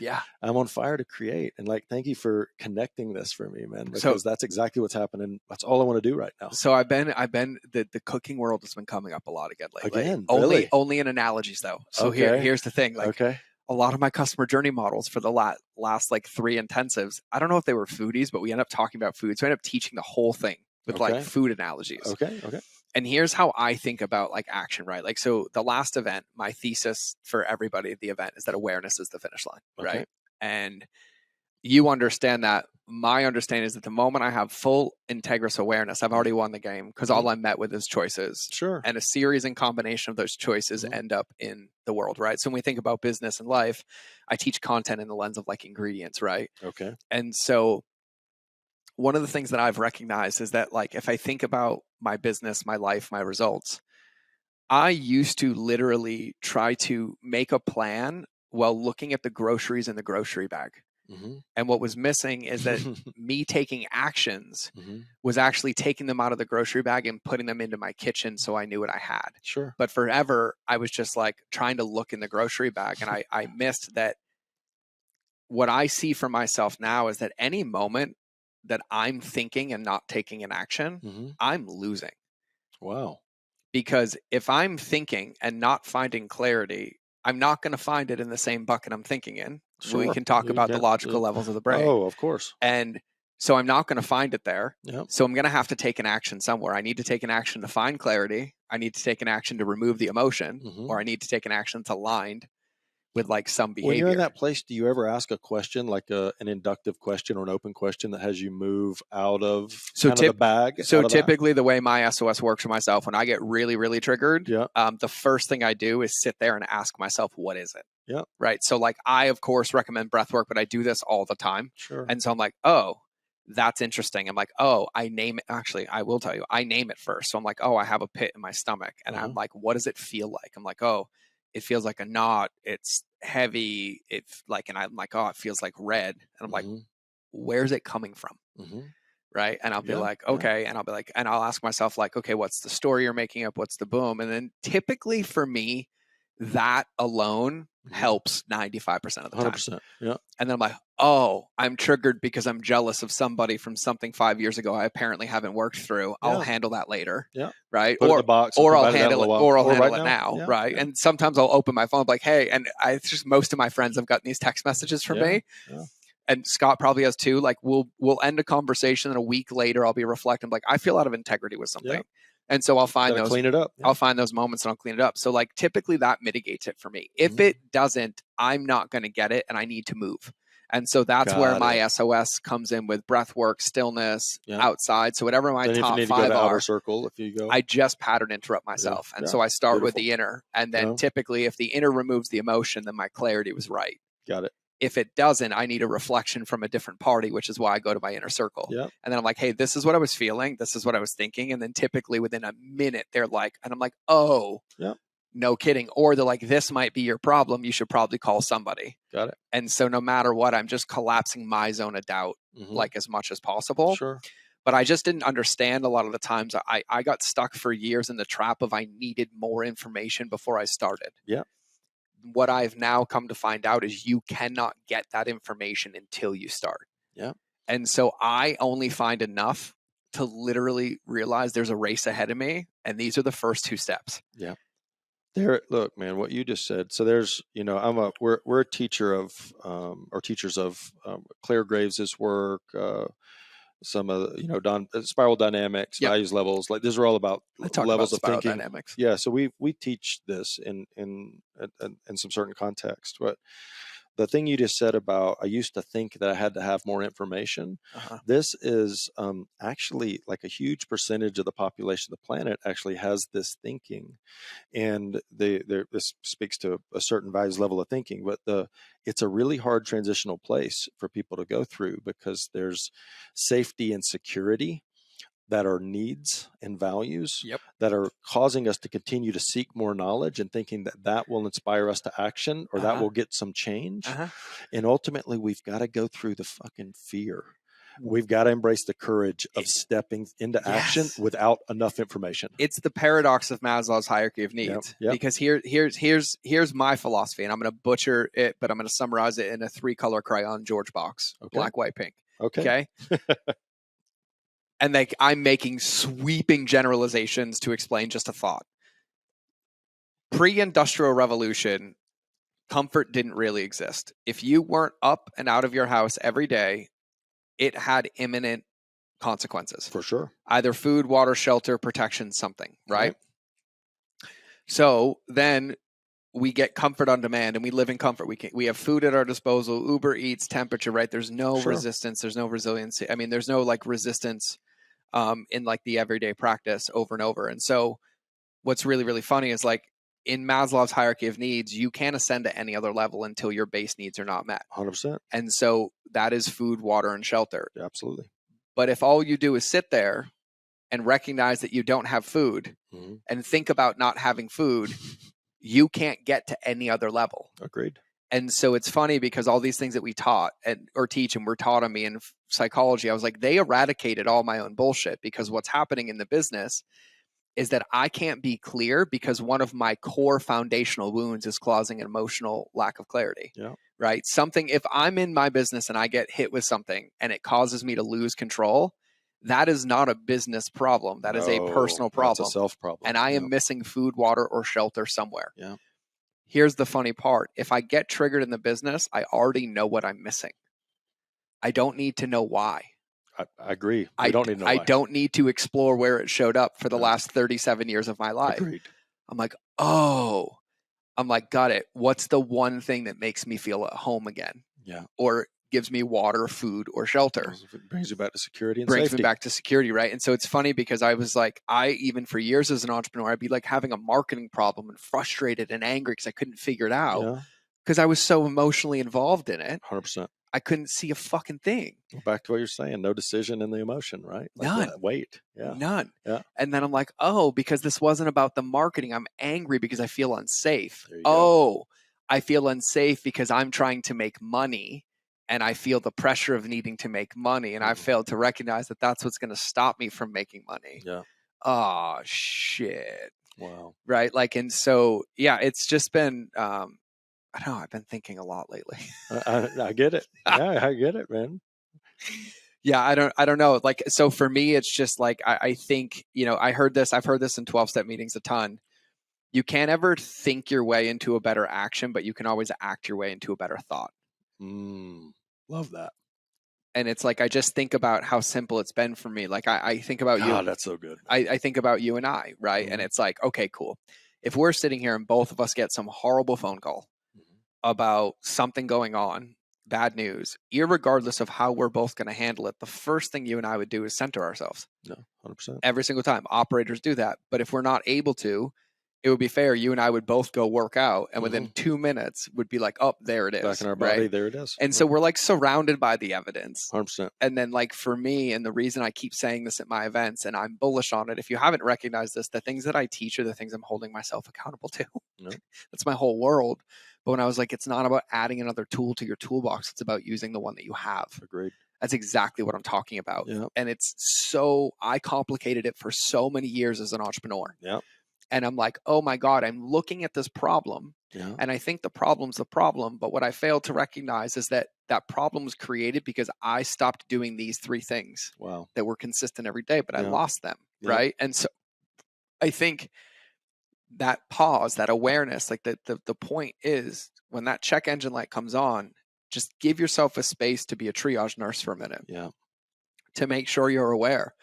Because no matter what, we have to make a decision. Yeah. We have to. You can't not make a decision. Yeah. And there's always one next bite. But if it feels too big, it means you have to sit with it longer and cut it into smaller pieces. Chunk it down into something smaller. Until you can put it on your fork. Yeah.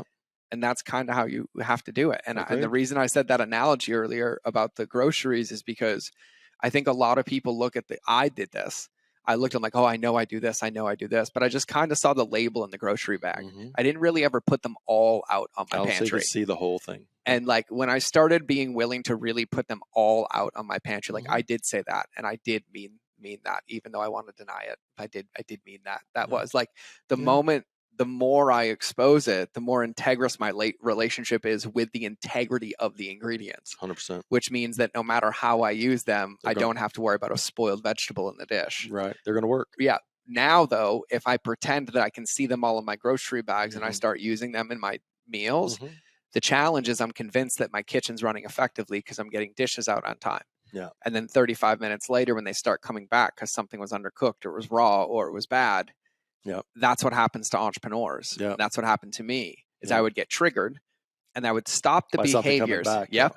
I would get triggered first by something stopping the behaviors that created the results. And I would allow the emotions to cloud my decisions, which would stop me from doing the needle moving activities. Yeah.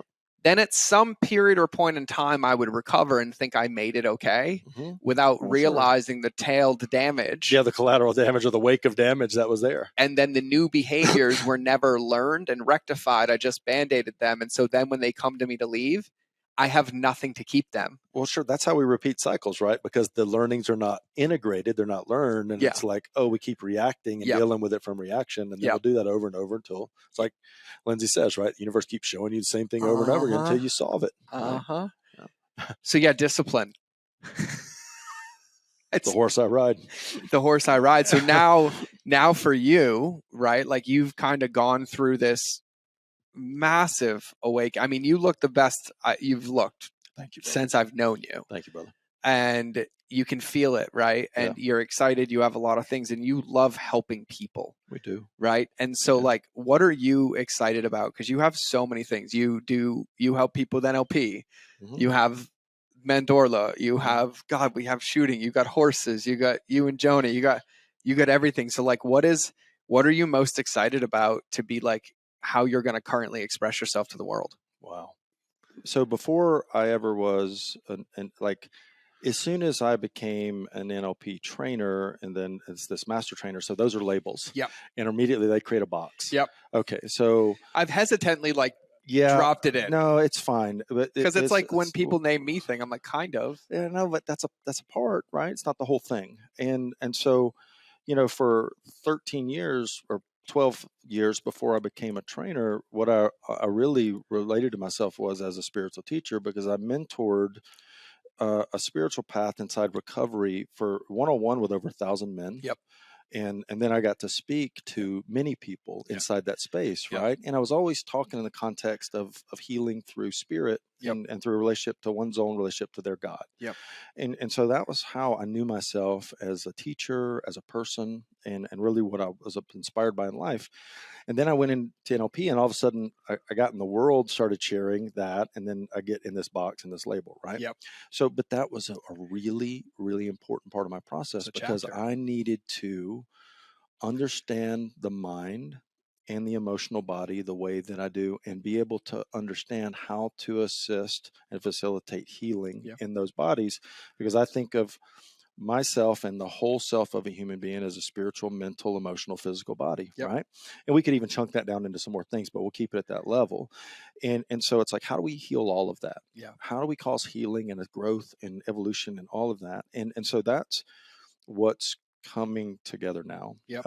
Is this massive change. Now, yeah, we're still running some events. We still have some things in the calendar. A summer training series coming up that we do once a year. Used to, we did 10 to 11 live events a year. This year we're only doing 3. And a reason for that is because I spent all winter. Winter for me, this was the most beautiful winter of my life, because and Michelle, our dear friend Michelle, right at the beginning of winter, because we moved to Montana in October, and winter hit like Halloween, It right? did. And it's hit hard, bro. It was a 2-foot snowstorm. Yeah. It hit like a lion. Welcome It hit, home. you know what it hit? It hit like a bear. Welcome home. Yeah, and it was incredible, but it was such a gift, because we had the gift of Mandorla, this beautiful healing sanctuary that is this place that we can call our home. But what we knew the night that we closed, I was sitting in the dark in my office in Austin, and I started weeping. I just started weeping because it came together. And I realized that the responsibility that had just been bestowed on us was huge, because we actually weren't owners of Mandorla. We were stewards of Mandorla. We were stewards. Yep. And so there was this huge responsibility with that I couldn't even comprehend yet, right? Yep.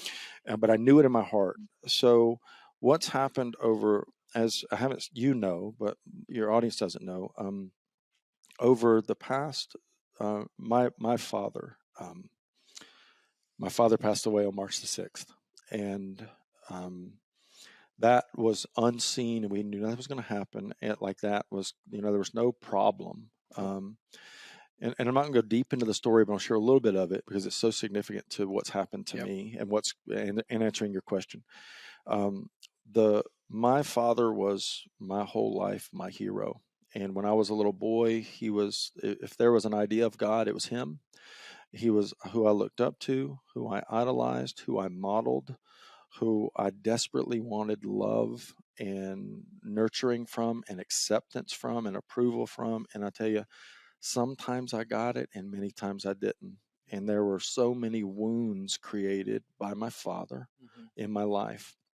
And so much of my addiction came from that, and trying to deal with the pain of what I went through with my dad.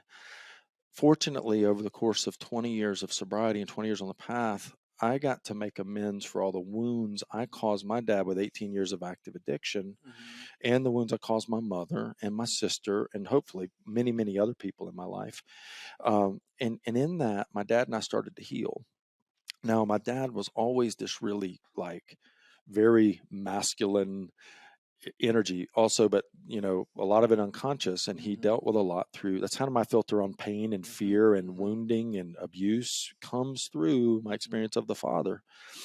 And when I got an intuition January 25th, and something said, you need to go home. My parents live in Georgia, and I went, and I just said, okay, I got to go home, and I bought a ticket, and I got home on February the 5th.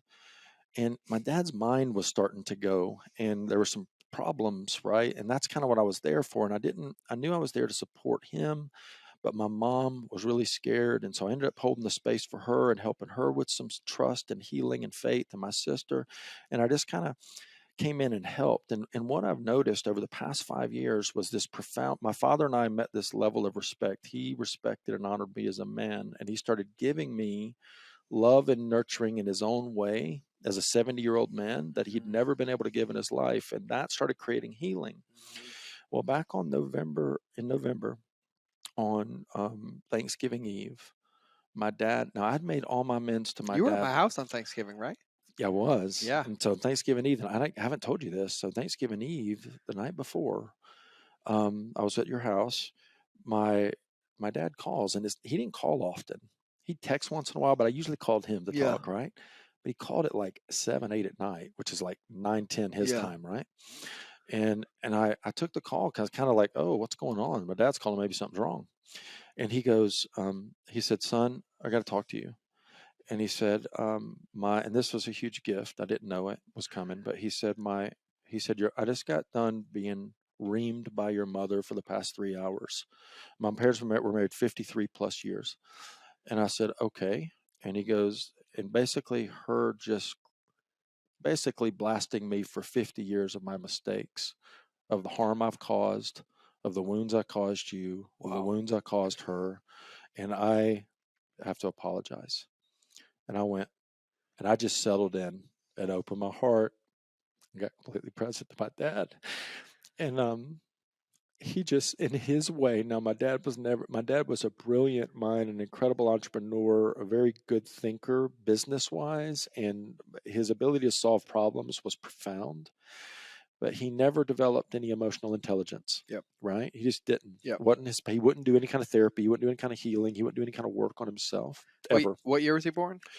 1946. Okay, my dad was born in 52. Yeah. Yeah. And it just wasn't a thing back same. then, right? Yeah, It wasn't same. a thing. Like, no, Yeah. men didn't do that Nope. kind of shit back then, right? Nope. So it wasn't a part of the culture. And he went through a lot of trauma as a kid, Yep. profound amount that he never would talk about, but my mom was able to share some with me. Anyways, I sat and held my dad with an open heart as he did everything he could to make amends to me Yep. for my 50 years of Yep. life, right? And with him. And bro, this would integrate over the next few days. How profound that healing was and how much I needed that. And if you would have asked me before he called, were you and your dad complete? I would have said 100%, Mm-hmm. but we weren't. Mm-hmm. And he completed that healing cycle or started it at a whole new level. Yep. So anyways, February 5th, I go home to be with him and mom and sister for a week. And on February the 8th, I was out doing my morning disciplines on the back porch overlooking the lake because they live on the lake. And I had this, I can only describe it as an ascension. Something happened where I was in like a higher state of a higher place, a higher plane. Mm-hmm. You talk about the matrix, right? Like I was there Mm-hmm. to where I could see everything Mm-hmm. and I was not in the earth. And in that place, I had this integration of like what I didn't know that there were still wounds of the father in my little boy, in my inner teenager, in my body. And George, I literally felt and saw those places as like shadow places. Like I just saw them like illumine with light and heal. And in that, I felt myself, this whole new energy come online. And and now here's the thing. At the time, I was rereading, and this is an incredible book for men and women if you want to read it. King Warrior, Magician Lover. For the second time, so the first time 10 years ago, I worked with the book. I was working with it again because I've been called to it right at this time, and I literally felt myself ascend into this king energy that I had never known, where I was completely in love in my heart. I experienced myself as benevolent, kind, loving, strong, courageous, like elements of the warrior were there. But also curious, and like there was none of the shadow aspects of the king or the masculine or even the boy that I could experience in me. And I was like, and it was like there was a complete healing and integration with my dad and some kind of completion that happened and an ascension that occurred with that completion. And this just was profound. And so I just kind of paused in that and was in that for the rest of the days that I was there with them. And I left on the 12th. We thought my dad was okay. Everything was fine. We thought his problem, my dad was alcoholic. Okay. So I gotta be honest about that. 60 years of drinking, but high functioning alcoholic. The things that were going on with his mind, we thought were alcohol related, like damage because of years of copious amounts of alcohol consumption. And so I was helping my mom and sister through that because I've worked with so many alcoholics, right? And so now here's what's crazy. On the morning of the 11th of February, my dad walks out to my mom and I, and he goes, I think I have a drinking problem. 76 years old, never once in his life admitted having a problem. Wow. And he says, I think I have a drinking problem. And I just melted. I was so Yeah. proud of him. And there was no need to fix it, right? No. It was like, no, I'm No. going to hold this. It was actually feminine energy. It was like, I'm going to hold the container for him Yep. and love him in this. Yep.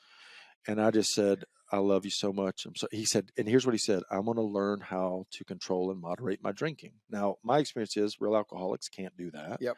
But that step is so important. 1,000%. You know what I mean? It's like, that's awareness coming. Yep. Right? That's it. Yep. So awareness is the finish line. Yep. Yeah. So that was the thing. And I was just like so touched by that. So was my mom, and inspired and hopeful. But I also knew, like, okay, you're going to have to go through a process now because you need to figure out that control and moderation probably aren't going to work. I thought this, but didn't say it. Yeah. So anyways, the next morning I leave to come back to Montana. As I'm at my car, rental car getting in to leave, he walks out. And my dad hugs me and he holds me and he says, I love you so, so, so much. And I said, I love you too, Dad, with all my heart. And I asked him a question. I said, if are you serious about, this drinking thing? And he went, yeah, I am. And I said, well, if you needed help, would you be willing to get it? And he went, yeah, if I need it, I will. And I went, well, I'm here for you 1,000%. Anything I can do to support you. And I love you with all my heart. That would be the last lucid conversation I'd ever have with my dad. 2 days later, Valentine's Day, he ended up being admitted to the hospital because we thought what were many strokes. Next day, we found out upon a brain scan and MRI, he had actually a very aggressive brain tumor. This was February the 15th. March the 6th, my dad was gone that fast. It's just like, we talked about this. Yeah. Because our dads are the same age. Yeah. March the 6th, I told you this in my house, but just the synchronicity of us being friends. March the 6th was the day my dad was diagnosed with metastatic brain and lung cancer, because that was the day that he had his first seizure, and I got the Red Cross message. And February 5th is my dad's birthday. Wow! Oh my God! Yeah. Because remember when you were synchronicity of that's remember when you were telling me, and I was like sharing some of the dates. The one I forgot to tell you was my dad's birthday, because I didn't know that was the day you flew home. That was the day I flew home. Yeah. Then that started. The process. Thank you for sharing. Of course. The process has been going on for years, right? It's been such a long process of healing with him and in the family system. But that amends he made on Thanksgiving Eve was like, here's a kind of, I didn't tell you this conversation. I even recorded it. He didn't know I was recording, but something said record this conversation. So on February the 9th, him and I were sitting out in his big man cave, right? His king's little castle.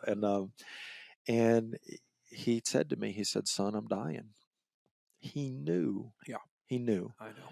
And I just held him in that. I didn't try to save him or judge. I just held him. And that's one of the gifts of being able, I think, for us to be kind of like in our heart, in our presence, not in our fear, when people are bringing their deep shit to us, when we can hold that. It's such an honor and a privilege, right? To not have to fix or save or rescue. It's what makes me feel like I have a purpose. Yeah. My dad, you remember you talked about your dad clearing all that. Yeah. When we got my dad home from the hospital, so he had a brain tumor. It grew and swelled so fast, he was paralyzed from the neck down within like 2 weeks after March 6th. Yeah. Then we did radiation for 6 weeks directly on his brain. So I got to witness his whole, all of his skin get burnt off. I can't even imagine what it felt like. Because I'll never forget, because it was in his brain, they had to make a mesh Jason face mask to the table of the machine, and then it bolts his head in place. Oh my God. So there's zero movement, and then the whatever that, so that thing can point at an exact spot to burn the radiation or whatever. But then when he got feeling back, his left toe became ischemic and ended up amputating his leg. Wow, George. And so then they had initially given him a prognosis of 3 months, and I think you probably felt this too. We had healed to the point where we respected each other as men. Yeah. And if you asked me if I was complete, I would have been complete. Yeah. until I got home and became his caregiver. Yeah. And when it went from dad to son Yeah. to me now being the father, but with the awareness of healing the trauma, Yeah. and then the ability to hold the line, Yeah. it was like World War III. Yeah. But I'll never forget too, because we had a moment and we came home from the hospital and he let out on me. I don't need you to take care of me. I don't blah, blah, blah. Oh. And like, and I flew back. And I'll never forget this. We yelled at each other for probably 6 hours straight. We were sweating. We had broken stuff. We'd broken a house window. Like we went to war. Wow. And we'd physically fought when I was a kid. So yeah, I get it. And so, but then what ended up happening is we both got so exhausted. Yeah. I don't remember which one of us, but one of us cracked. Yeah. And then I think I hugged him. We hugged and cried for probably 3 hours. And then I woke up the next morning and we were still holding each other in the bed. Oh my God, man. And that moment was like our whole relationship. But then, you know how your dad had that clarity the next day? The next day, my dad was a different man. Yeah. And he was like, I need to call a few people. Mm-hmm. And bro, he just started making phone calls, and like I would leave the house and I flew back and someone's like, your dad called your mother. Like she was at the house the other day. I was like, what? And I was like, oh, he knew. Yeah. He completely knew because he was just at peace. But like there was this massive wound and it was closure for him, which literally like allowed me to become a father. Yeah. Yes, it did. Bro. Yes, it did. The amount of tears that I have, the gallons that have come out of my body around these thoughts, but like similar experience. And when you say those dates, dude, I still get like goosebumps in my fucking butthole. I don't know. I don't care. It's a sphincter factor, no, dude. I don't even. Yeah. I don't even want to call it the sphincter factor. I want it to be descriptive because there's like goosies in my butthole. And then like, I love you, George. I love you, George. I love that, and that's a good pre-frame. Yeah, it is. And so yeah, go ahead. So thank you for that, dude, because I didn't know all that. Yeah, and like that I've actually never talked about that. That is, and I haven't either, especially on this forum. I mean, this is also new, right? And thank you so much for presencing that with me. Yeah, of course. Okay, so now I then flew back on the 20th. Yep. And was there 20th through the 8th. Yeah. And there's a lot that happened in there. So speaking to what are we excited about now, what's happening now, remember the ascension that happened on the 8th, there was just a knowing of that, but not a doing that I need to do with that yet. Because there's something about me that I've learned on the path, and it's alignment with my human design, right? Because I'm a generator. Yep, me too. And so I just need to have my intention out in the universe, and then things come to me, and I just need to respond to them. That's all I need to do. I don't need to go force anything, because when I've tried to force shit, it doesn't work. Just like we tried to force our place in Montana, doesn't work. And it took me doing it 6 times, and Mike going, dude, wake the fuck up, right? It's not working for a reason. For me to go, oh yeah, it's not. I keep trying to force something. So anyways, there was just being with that, and then of course I'm in this constant container of holding the space for my mom and my sister, because my dad's declining, dude. My mom is falling apart on a daily basis. And so I'm keeping her as much as I could in sanity, right? And helping her through this process, because the decisions, each day we think he's going to get better, then something changes and it's worse, right?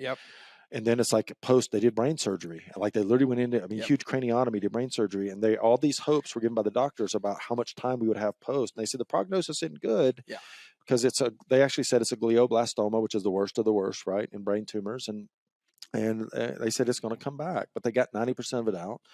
And it was golf ball sized, right? In his right temporal lobe. But here's the thing, man.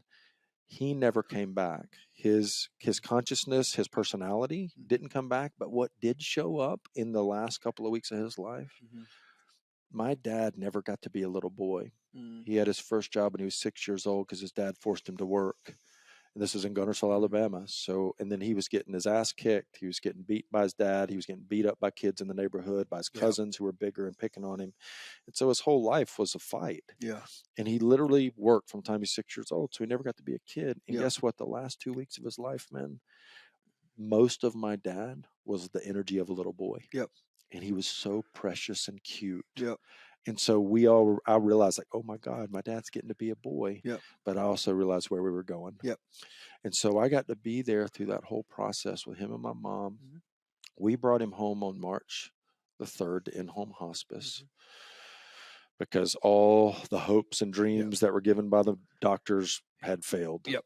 And it was like imminent, Yep. right? And on March the 6th, at 8:10 p.m., my dad left his body. And the last thing he ever said to us, he said at about 6:45, because he fell asleep and went off into a sleep. He was not doing well, Yep. obviously. But at 6:45, he said to me, my mom and sister, he said, I love you all so, so much. It came out of him this tender little way. It's the last thing he said in his life. He fell asleep around 7, a little bit after. And at 8:10, I was holding his hand. My mom was holding his other hand. My sister was holding her hand and her. And he just gently went away, man, passed away in his sleep. And now I want to bring this back to what you just said, because this, I've recently been following or been introduced to Mark Gaffney. I don't know if you know who he is, but he's a profound spiritual teacher, mystery school teacher. And he's been talking about, with Aubrey Marcus's father passing right now at the same time. So much is happening, man. He brought me into an awareness of something brilliant. He talked about the pathology of the father. So that's our father in the 3D, right? The story, the trauma, the wound. He said, and this all clicked when he said it. And I'm going to paraphrase it because I don't have it as clear as I probably want to yet. It just hasn't fully landed in me yet. He said, what happens in the healing of the father on the earth plane at the time of death creates an ascension into the father in mythology, the father in spirit, the idea of the Holy Father, right? And so the son gets to be blessed by the father and then assume the father role, which you did and I did. And we both got to do in the 3D. And then the blessings that I received when my dad left were all the blessings of the father, and they all integrated within me. And for, I did a bunch of men's work, like I said, in recovery space, right? But I've known for years, I had to go into NLP because here's part of why I trained NLP at the way I did, because at our second year of trainings, about a year into doing events, our whole attendance shifted to about 80% female. And I was such a model of my dad in the sense of still being kind of hard, fire, rough around the edges, and unable to really hold compassion and empathy. And I was always like push to change, right? In my way I taught and the way I showed up. And women showed back to me that was not the way all the time. Sometimes I need to be really soft and gentle.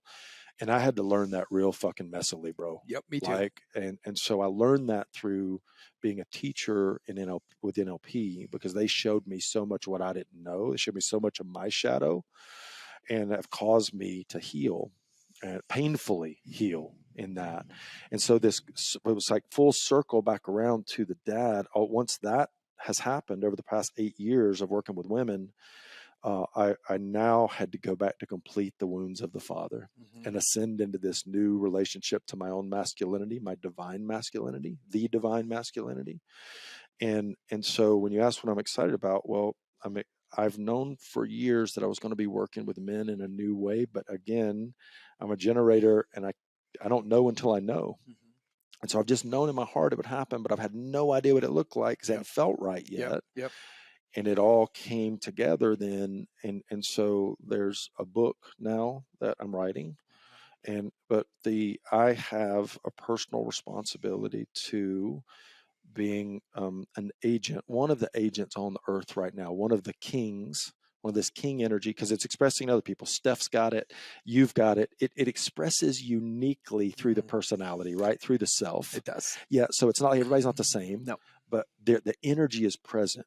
And immediately when this happened, I saw it in so many of my friends and the kings that are around me, and how they're helping to heal the world, how they're helping to heal the masculine. And so that So that's, and you and I talked about this the other day in our intensive, right? Mhm. So that's one circle. That's one thing that's happening right now. Now, what you don't know yet, but you said, what did you say the other day? You said, I'm fucking Nostradamus. I am. And you are. And you said, here's what I see happening. You're going to be in this king thing.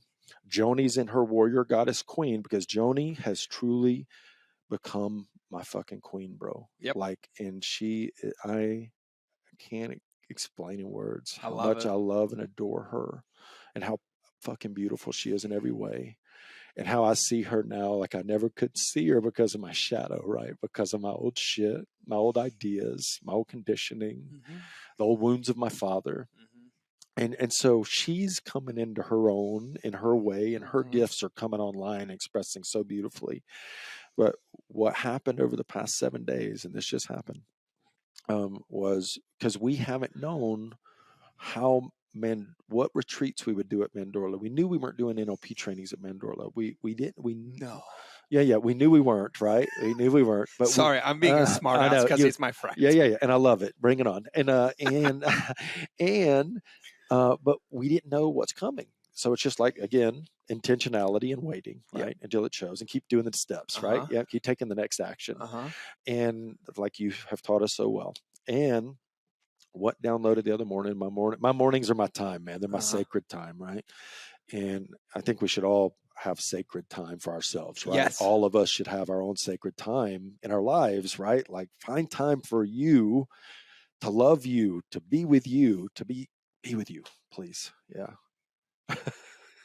What he said. Yeah. So in that, though, it downloaded the actually that Mandorla is a holy place, and we felt that all along. But the Mandorla is a holy place, a spiritual place, and a healing place.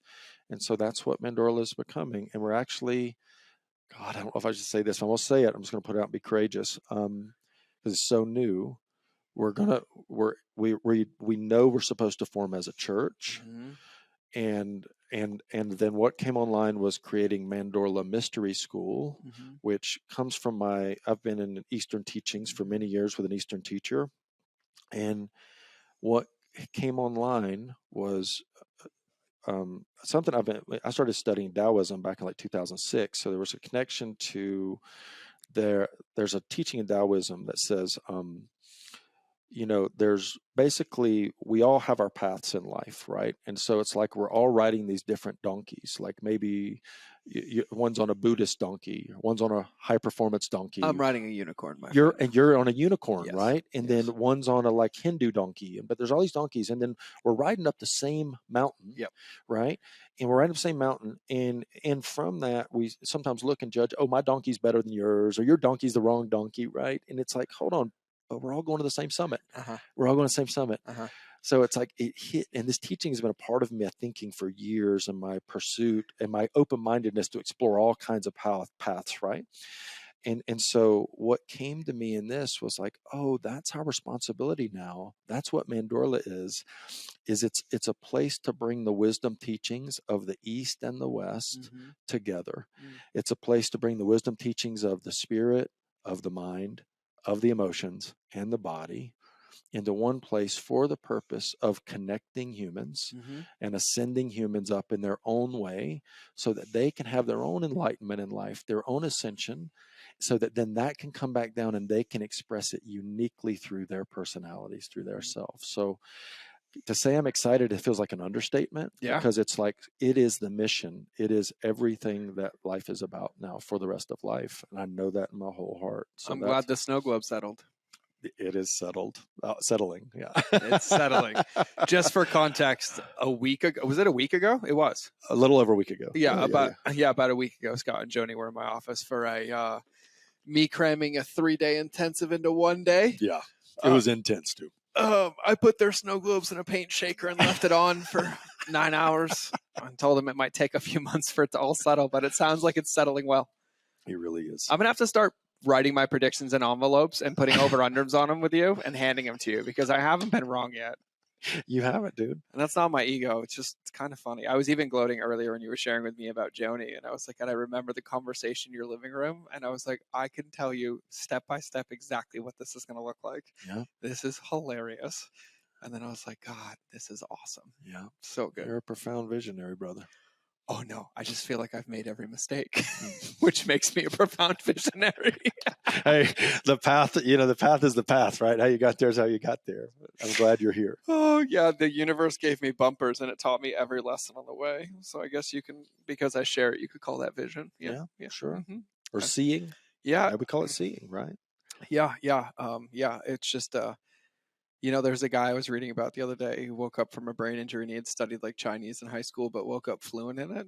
Wow. And I was like, God, yeah. If you're listening to this, you can just wake up with this language. It's a much easier path to learn vision that way. It is. Yeah, if you can. It's a big if. If you can. It's a big if. But it can be done. So just be willing to try it. Just be willing to try Be it. open to it. Yeah. Absolutely. Yeah. And I loved earlier what you said too, man. I think like, as your friend, I will reflect this publicly, and I don't think I've ever reflected this privately, but the softening that I've seen is also a strengthening of your structure. Yeah. Because I have witnessed like intensely the rigidity wounds being like taken away, like that was my linear. dad, man. Yeah, I learned it from my dad. Yeah. And so I want to ask you a question about that as well, because obviously that's something I had a breakthrough with a couple of years ago and like have really like integrated, right? And it's something that you see now is like really surrendering in. What are some of the things that you do to help yourself every day to like really stay in alignment to like your heart, like that mind, body, spirit, and soul, Sure. but not from that place of like, this is the only way, right? Like, how do you remind Yeah. yourself of that or practice that? Well, I don't even think like this is the only way kind of exists in my thinking Not anymore. Yeah. So it's, I'm in a flow place, like a real flow place right now, which is pretty profound. But like, what are consistent things that I do? Yeah, maybe a better way to ask it is now with these new behaviors, right? With these new awarenesses, what new practices or environmental design or behaviors have you put into place to hold yourself here? Okay, this is good. So one brand new one that just showed up, I want to share, which is it really incredible. We're literally just been doing it. Joni, I've been doing it for like 3 days now because it came. We actually did a medicine ceremony the other night and had an incredible experience of connection. And I won't go into all that right now. Joni and I will probably be talking about that a lot on the podcast that we're creating. But I learned in this experience, like I started to notice when I would contract or I would close to something, like Joni saying something in a certain way, and all of a sudden I start to close to it, right? Yep. And I noticed that was a form of armor, like the wearing the warrior. Well, if we show up as the lover in the warrior, we're wearing armor, right? And so the warrior doesn't need to be there if we need to be the lover. And in the lover, because I realized in this change that all the archetypes, like the warrior, the magician, and the lover, are all born out of the king. So that's where they come from, right? And they're congruent, aligned, higher expression. And so what I noticed the other night, when we were doing this real connection ceremony in the love room, we were actually doing it in the context of like our both healing the divine mother and having feminine divine energy within us and how to hold that for both of us. And what I realized was like and it's just that self-awareness of knowing when I start to contract, if I say to myself, open, I anchored myself really quickly to open, and open means pull the armor off immediately and open into the vulnerability of the moment. And so Joni and I have just all of a sudden we've started doing that. Like something comes up, like there's a little bit of resistance or a little bit of ego, and it's like, and then we'll just say to each other, open, and immediately it's an anchor to go. And open up, and that is a new practice, which is profound in awareness. It's a joint SOS, my friend. Wow, that's epic, man. That's exactly what it is. So we're doing that in partnership. To my entrepreneurs that either run businesses together or both run businesses separately, I have them make an SOS together so they can pattern interrupt each other, so they can respect the container of the business. So brilliant, man. And I love that. Now, thinking about that now, right?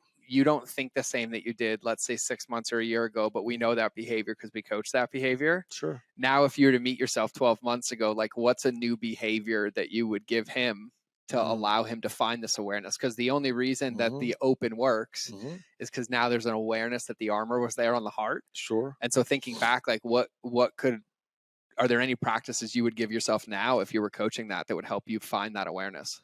Absolutely. And so it'd be like this. First of all, this presupposes that the person I was coaching, or Yep. if I was coaching myself, had the ability to be self-aware of kinesthetic response, somatic response to something, 1000%. right? So like you were talking about that earlier, right? Like Yeah. noticing when, like the first thing you notice was like a knot in your stomach. Yeah. Okay. That's the most subjective experience, because it's not even a label of an emotion. It's a kinesthetic. Yep, Like there's a it's a thing. tightening, Yep. right, in the body. The body's responding to something.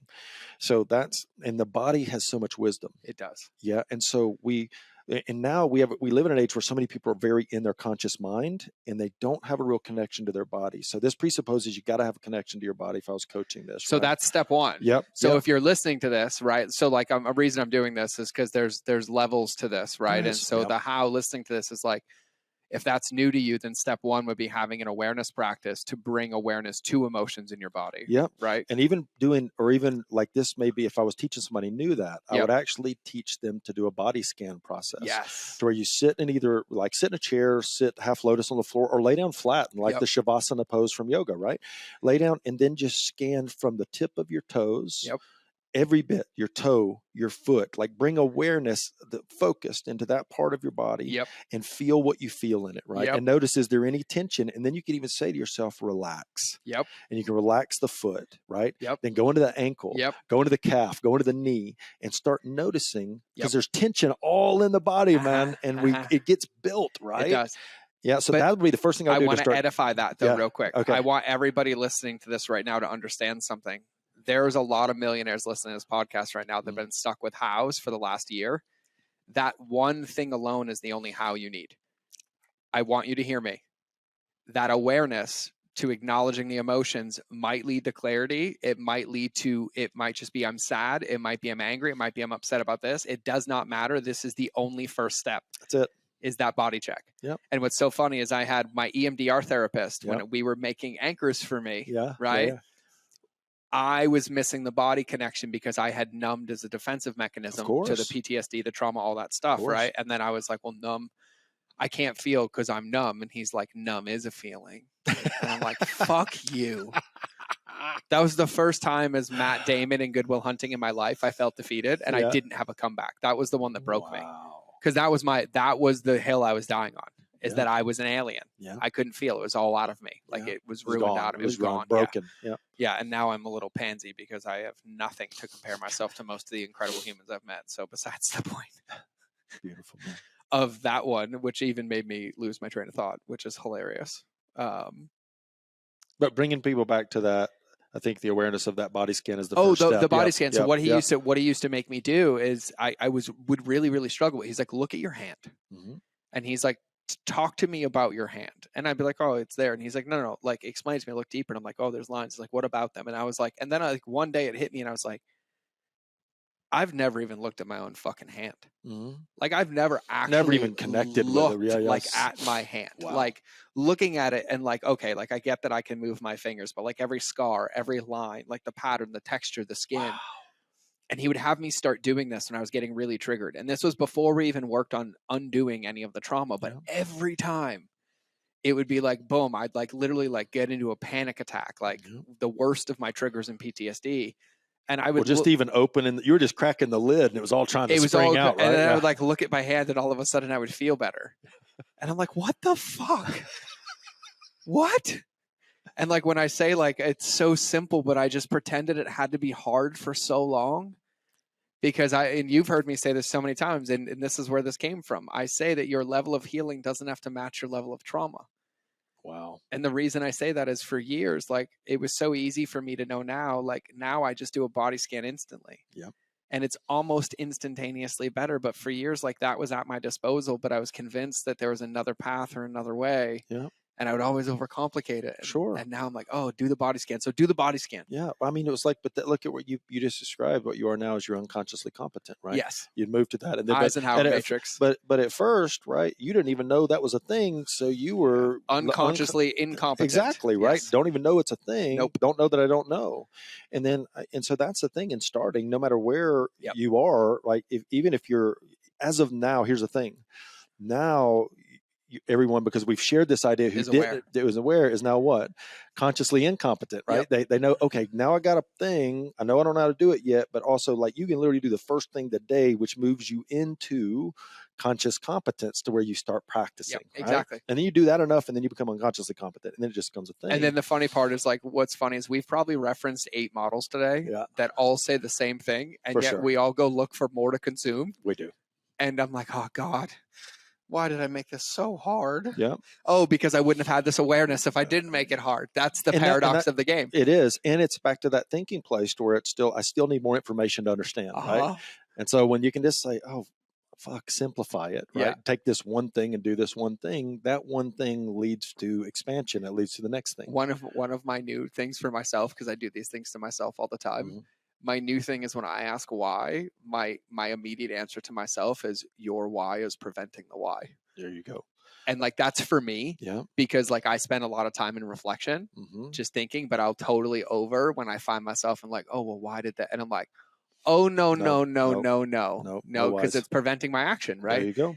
I have actually found that a trigger for me is if I get into the point where I'm asking why, I already have all the clarity I need. Like, why is my new trigger? Okay, good. That's the trigger of like, get into action or get, and so but it just speaks to those levels. Yeah, it does. It does. And that's one of the, I love that you know not to ask why, or you realize that's what comes from it.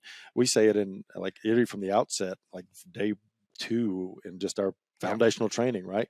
Don't ask why ever. Never. Like, give it up. Ever. No more why. It only begets more reasons, excuses, stuff in the way. There's right? There's a fine in our event room for asking why.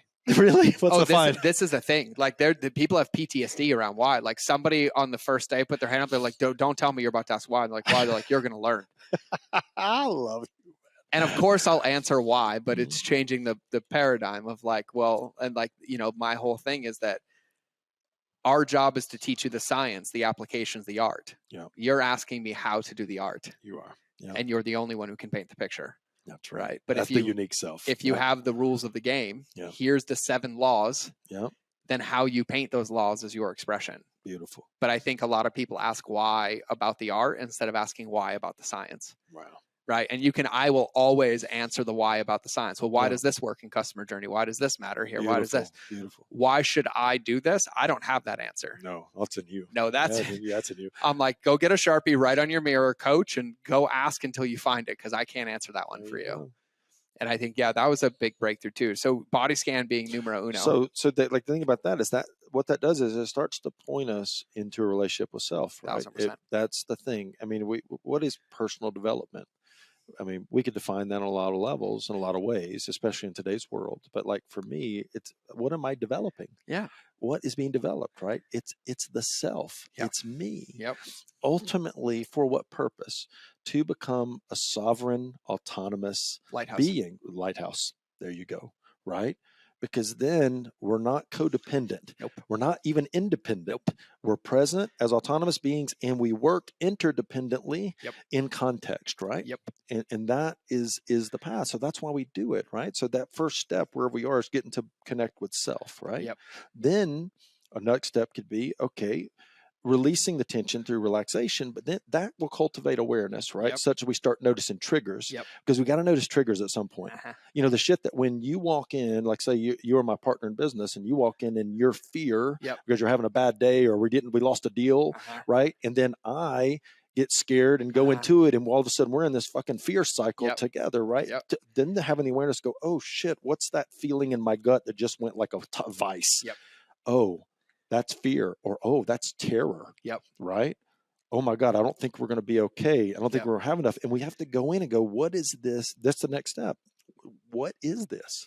What is my body telling me? That then, if we ask those questions, I mean, we all think in different ways, right? And still, if we will ask those questions, our primary way of representing information, whether it be visual, auditorily, or kinesthetically, we will get answers by questioning what's inside us, right? 1000%. So that's the next thing, bringing it from physical awareness of just tension in the body into what is the meaning of this specific trigger and this Yeah. reaction and what's it pointing to. And I think there's an important thing for everybody to, like, this took me a long time to recognize. Maybe it's not important for you. It was important for me, but I won't speak for you. On a podcast a couple episodes ago, my buddy Neil was on, and he runs an incredible supplement company, but he talked about this as well. And the questions he asked himself were like, okay, what's the feeling? What am I making up about this? Yeah. Right. What's the story? What's the story? Yep. Right. And then he's like, what story do I want to make up about this? And Yep. how do I want to feel about this? Yep. Right. And it's an incredible place. But here's the thing that I recognize. And like I said, I full disclosure, I simplify things to stories and analogies You do. to make them easier for me to remember. Yeah.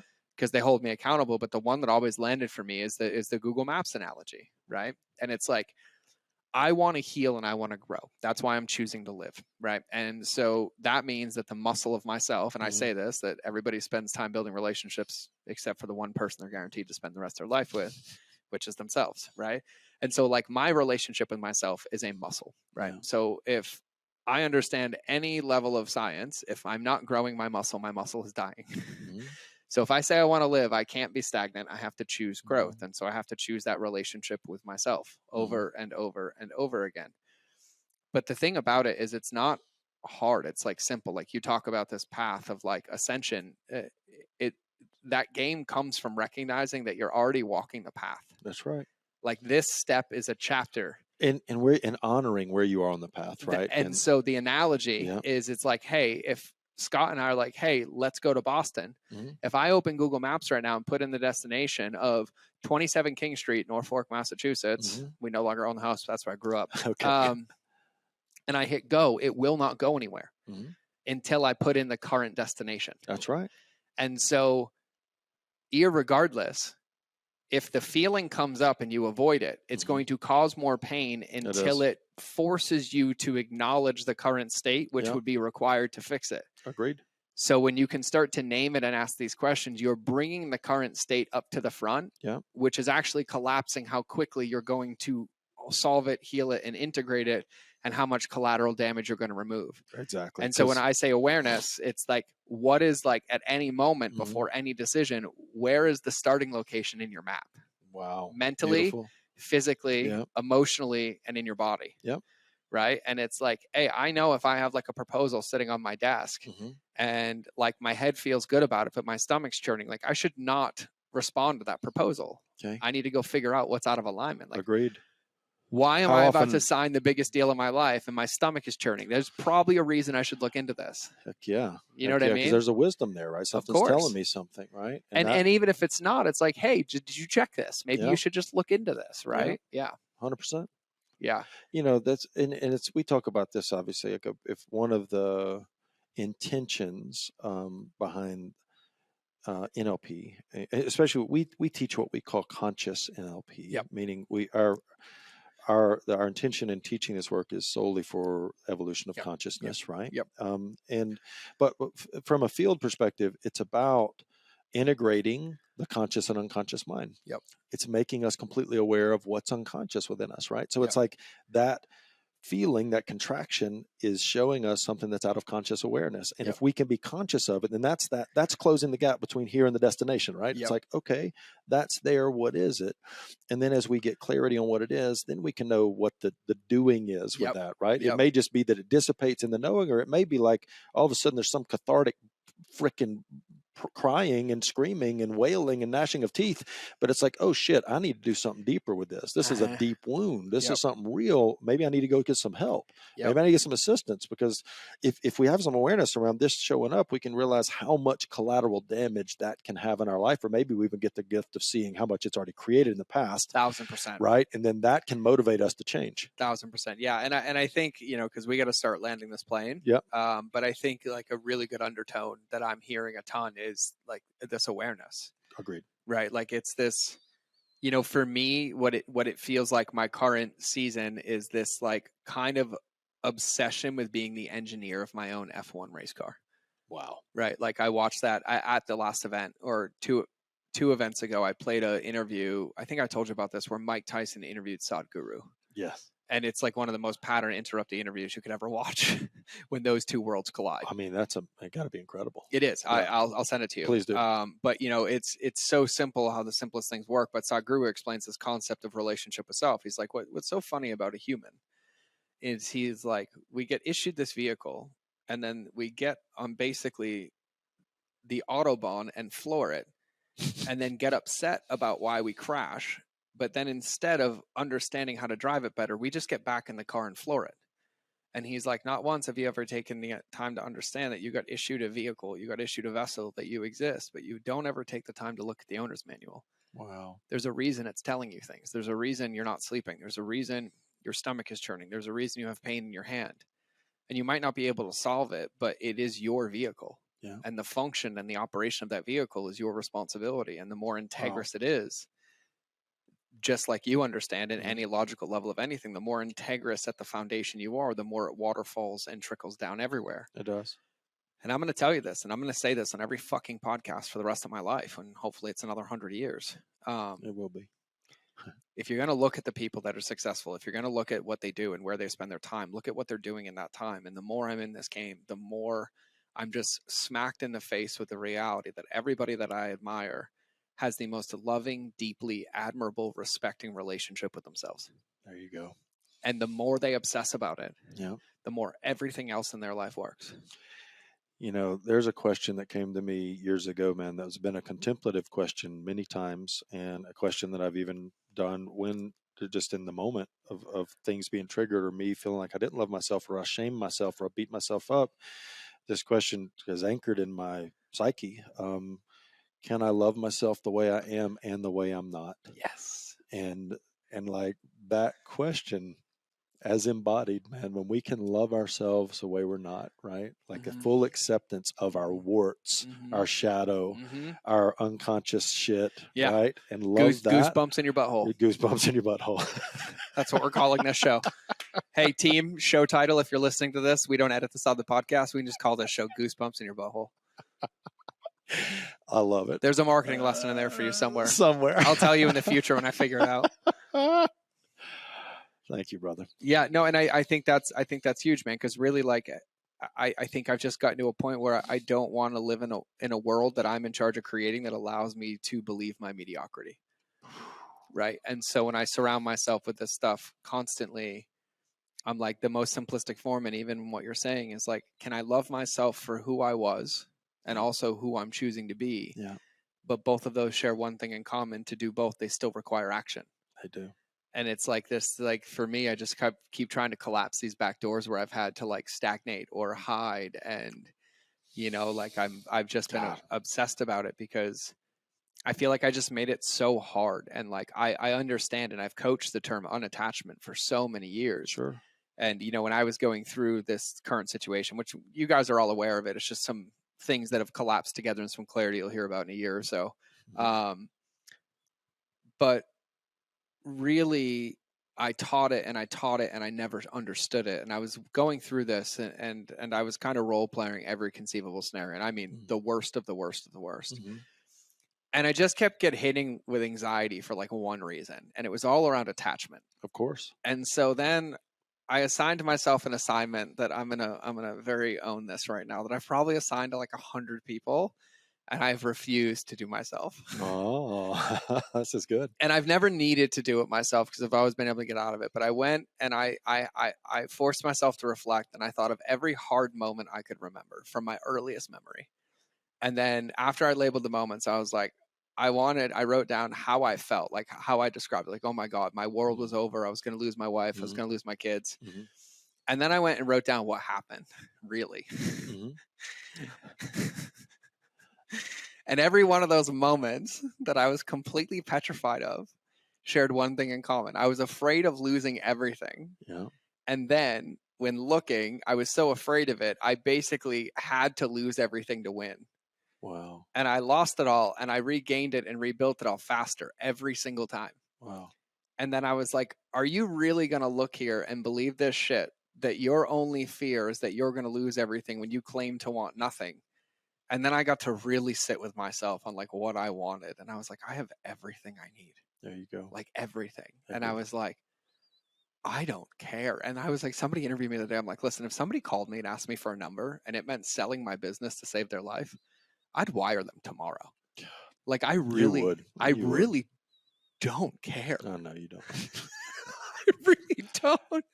And it has been like the most freeing feeling. But when I really took the time to be integrous and look at my life in 39 years, I've yet to been able to conjure up or think about a scenario that could come to me that I haven't already handled. There you go.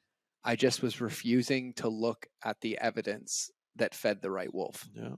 Wow. You know, so thank you for that, man. And a question for you, like in those places of like, I really don't care, because somebody could hear that in a way that like, Oh, it's a some paradox. yeah, it is. But like it also, and so to know, because I know there's no insensitivity in that. There's no nothing that there's only, so what is, and I'm just from your model of the world and your reality. Yep. What is the essence of that? I mean, is Yep. it faith? Is it I trust? can explain it in one Please sentence. do it. I measure myself based on the integrity and quality of my inputs, not the results they create. Wow. Say that again so everybody can hear it again. I measure myself based on the integrity and intention of my inputs, Wow, not the results that they create. So when I go into something like this podcast and I'm like, hey, Scott, come down. Yep. When we are done, no matter what I do for the rest of the day, as long as I look at it, I was like, my intention was to do this on this show. And I was like, I was honest, I was truthful, like I played. That's it. Whatever is created, I am unattached to. And like I learned that lesson in business. So the reason I've been able to rebuild everything over the last couple of years is like when I lost everything in COVID, I did the one thing that wouldn't make money. I launched this podcast. That was my intuition. That was my gut, right? I followed that. I did that everywhere except for in the intrapersonal relationships in my life. There you go. And so what was happening is that I would say like I'm unattached, but my behaviors were attached to some outcome. And so what was happening is I would only share 95% of my truth because I was afraid the other 5% would cause damage. It did on both sides. Yeah. And then when I share mine, it causes none. There you go. And I was like, oh, because it has nothing to do with the result. It has everything to do with how I play. There you go. And so when I say I don't care, it's because I know that, like, let's say my goal is $100,000 launch, it's guaranteed. Okay. Because I know my intention is clear and I know exactly what inputs I'm going to create. And so if I make 100, great, I might make 20, but I'm going to celebrate the 20 because then there's a few things that I missed that I can solve to get to the 100. If I hit 500, it's great.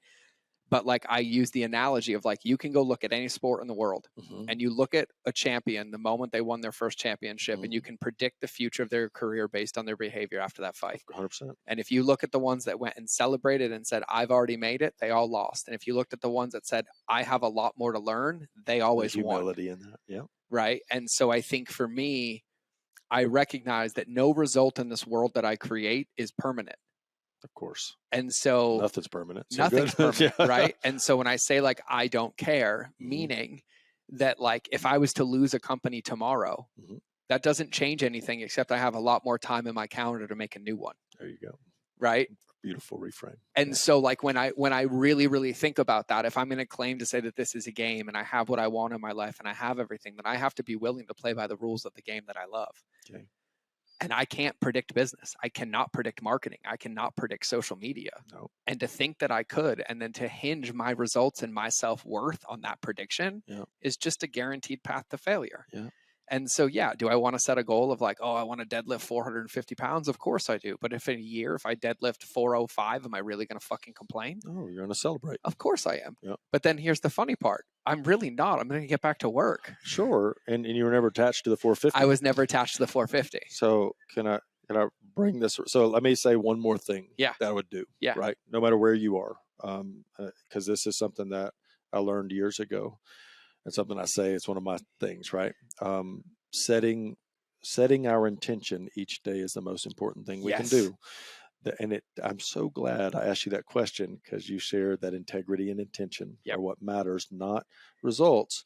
Because in setting our intention, that sends out a crystal intention to the universe. And if we are free of attachment, then the intention manifests in the way it does, and we get to receive how Yep. that shows up to Yep. us, right? And like this thing, I think it's about the same time Mark started teaching me meditation in 2006. He also brought me into awareness of a concept of attachment. Yep. And he first gave me a book called The Way to Love by Yep. a Jesuit priest named Anthony de Mello that started to teach me the nature of emotional attachment. Later on, I'd studied Buddhism, and I found out the story and the history of the Buddha is when the Buddha became the Buddha, he actually got it. And he said this, he said in Sanskrit, but he said everything is dukkha. And dukkha in Sanskrit means suffering. And what he meant was our attachment. Anything we're attached to is suffering. Yep. So when and this is funny, right? It's paradoxical because if you're attached to the good, trust me, because everything's impermanent, what's good is going to become not good. Yep. So the attachment creates suffering. And if you're attached to the bad, that's suffering, right? So it's all suffering. So intention and integrity. Well, because it's like with the garden, if all you do is stare at the strawberries, they're going to stop growing. Sure. You literally just have to realize they're growing and then go back to watering and seeding. That's it. And so like, for me, it's like when I really, really think about it, because like even the foundation to be unattached requires that you have integrity with your intention and your input. 100%. Right. And so I love this, man. So it's like when you're coaching, right? As a coach, my job is not to tell you what you want to hear. It's to help you see the path, but in a place that you can receive it. Yep. There are times that requires saying things or holding lines and boundaries. You just did it with me on the break. I did do it with you on the break. Yeah, and I honored and received it. I did. And to check somebody like Scott requires you be really clear and grounded in what you're checking. Yeah. Right. And I shared something very personal with him. Yeah. And I was like, hey, I think you might want to fucking look at this. And he's like, receive. And you did it in that powerful fucking masculine king energy, man. Yeah. But you did it from your heart, but all power. And the reason I say that, though, is I was about to say something to Scott, and I was like, let me check my integrity with this, because when I share it is the determining factor of whether it works or not.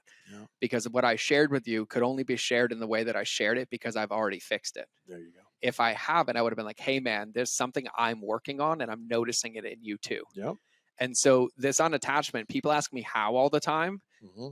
I said this to a client the other day, and they were like, this is going to triple my business. And they're like, how do you get on a sales call with somebody or pitch them knowing that you want to sell them, but you don't have any ill intentions? I was like, oh, I tell them that up front. Yeah. And I'm like, hey, I think I can help you. Mm-hmm. And I would eventually probably love to exchange money, but I believe in helping first. And so can I steal 20 minutes to see if this is helpful? And then when I start helping, I'm like, hey, and listen, in about a year, you're going to want to write me a check. I'd say a minimum of 50 would be good, up to 10 million, but I'm not attached to it, but I might as well be open because I'm not going to complain. And then they laugh at me, but like, I'm really being in integrity. You are. I love that about you. And then it allows me to remove all attachment because I've been clear, and then I put myself in your intention, integrity is so clear. I'm just here to help. Yeah. And then because I'm not attached, I'm not saying anything to them of like, because I want them to think of a certain way or feel a certain way. I'm saying what I think I know, but I can only say that because like when I said it to you, I was like, oh, because if he says, I don't agree, it's not going to bother me because I'm clear. And if he says, if I do agree, we can talk about it, but it's still not going to bother me because I'm unattached. Beautiful. And so my level of integrity with what I'm sharing or what I'm saying is what allows me to be unattached now. Wow. And I found that in the places where I'm attached, there's a moment of my truth that's missing in that container. 100%. And so that's been my obsession lately in like finding my check engine lights, is finding those pockets. God, beautiful, man. So I think we're going to wrap there because that was a good one. We'll have to do round 2, 3, 4 because that was 2.5 hours. Yeah. Wow. Okay. Yeah, Beautiful. and I have to pee again. Me too. Okay, cool. So tell everybody the best place to find you. Obviously, we'll do this again, but I know Instagram's the best place, and you love connecting with people. Yeah, I love connecting with people. IG. So at Scott Jackson OG. At Scott Jackson OG. And here, the place to find me. Here's what I'll say: if Scott said anything that resonated with you, reach out, shoot him a DM. He's a people. He is a pretty bright lighthouse as well, and he's a relationship speed algorithms guy. For sure. And I'll have the lady come down, and I'll have her on a solo show too. Oh, definitely gonna have Joni on the show. Yeah, you're gonna love Joni. We will do that. I will get the king and queen. The king and queen of Mandorla. The king and queen of Mandorla. Thank you, my brother. Thank you for being here. Yeah, man. And I'm going to ask you one last question to wrap the show. So for everybody, so it's Scott Jackson OG on Instagram. Make sure you shoot him a DM. And listen, if anything landed for you today, even if you want takeaways, just send them to him because they'll fill his bucket. Yeah, anything for sure. he said, anything that he Please. can do. Yeah. So I just, normally I frame this. You've seen Men in Black, right? So imagine everybody listening to this entire show just got Men in Blacked, and they forgot everything that you said. But in this moment, you have the ability to tattoo wisdom on their soul. They'll take with them for the rest of their life. What would your tattoo wisdom be? Wow.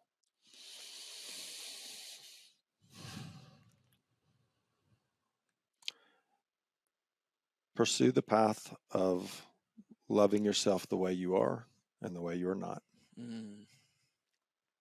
That's a fortune cookie going in my retirement plan.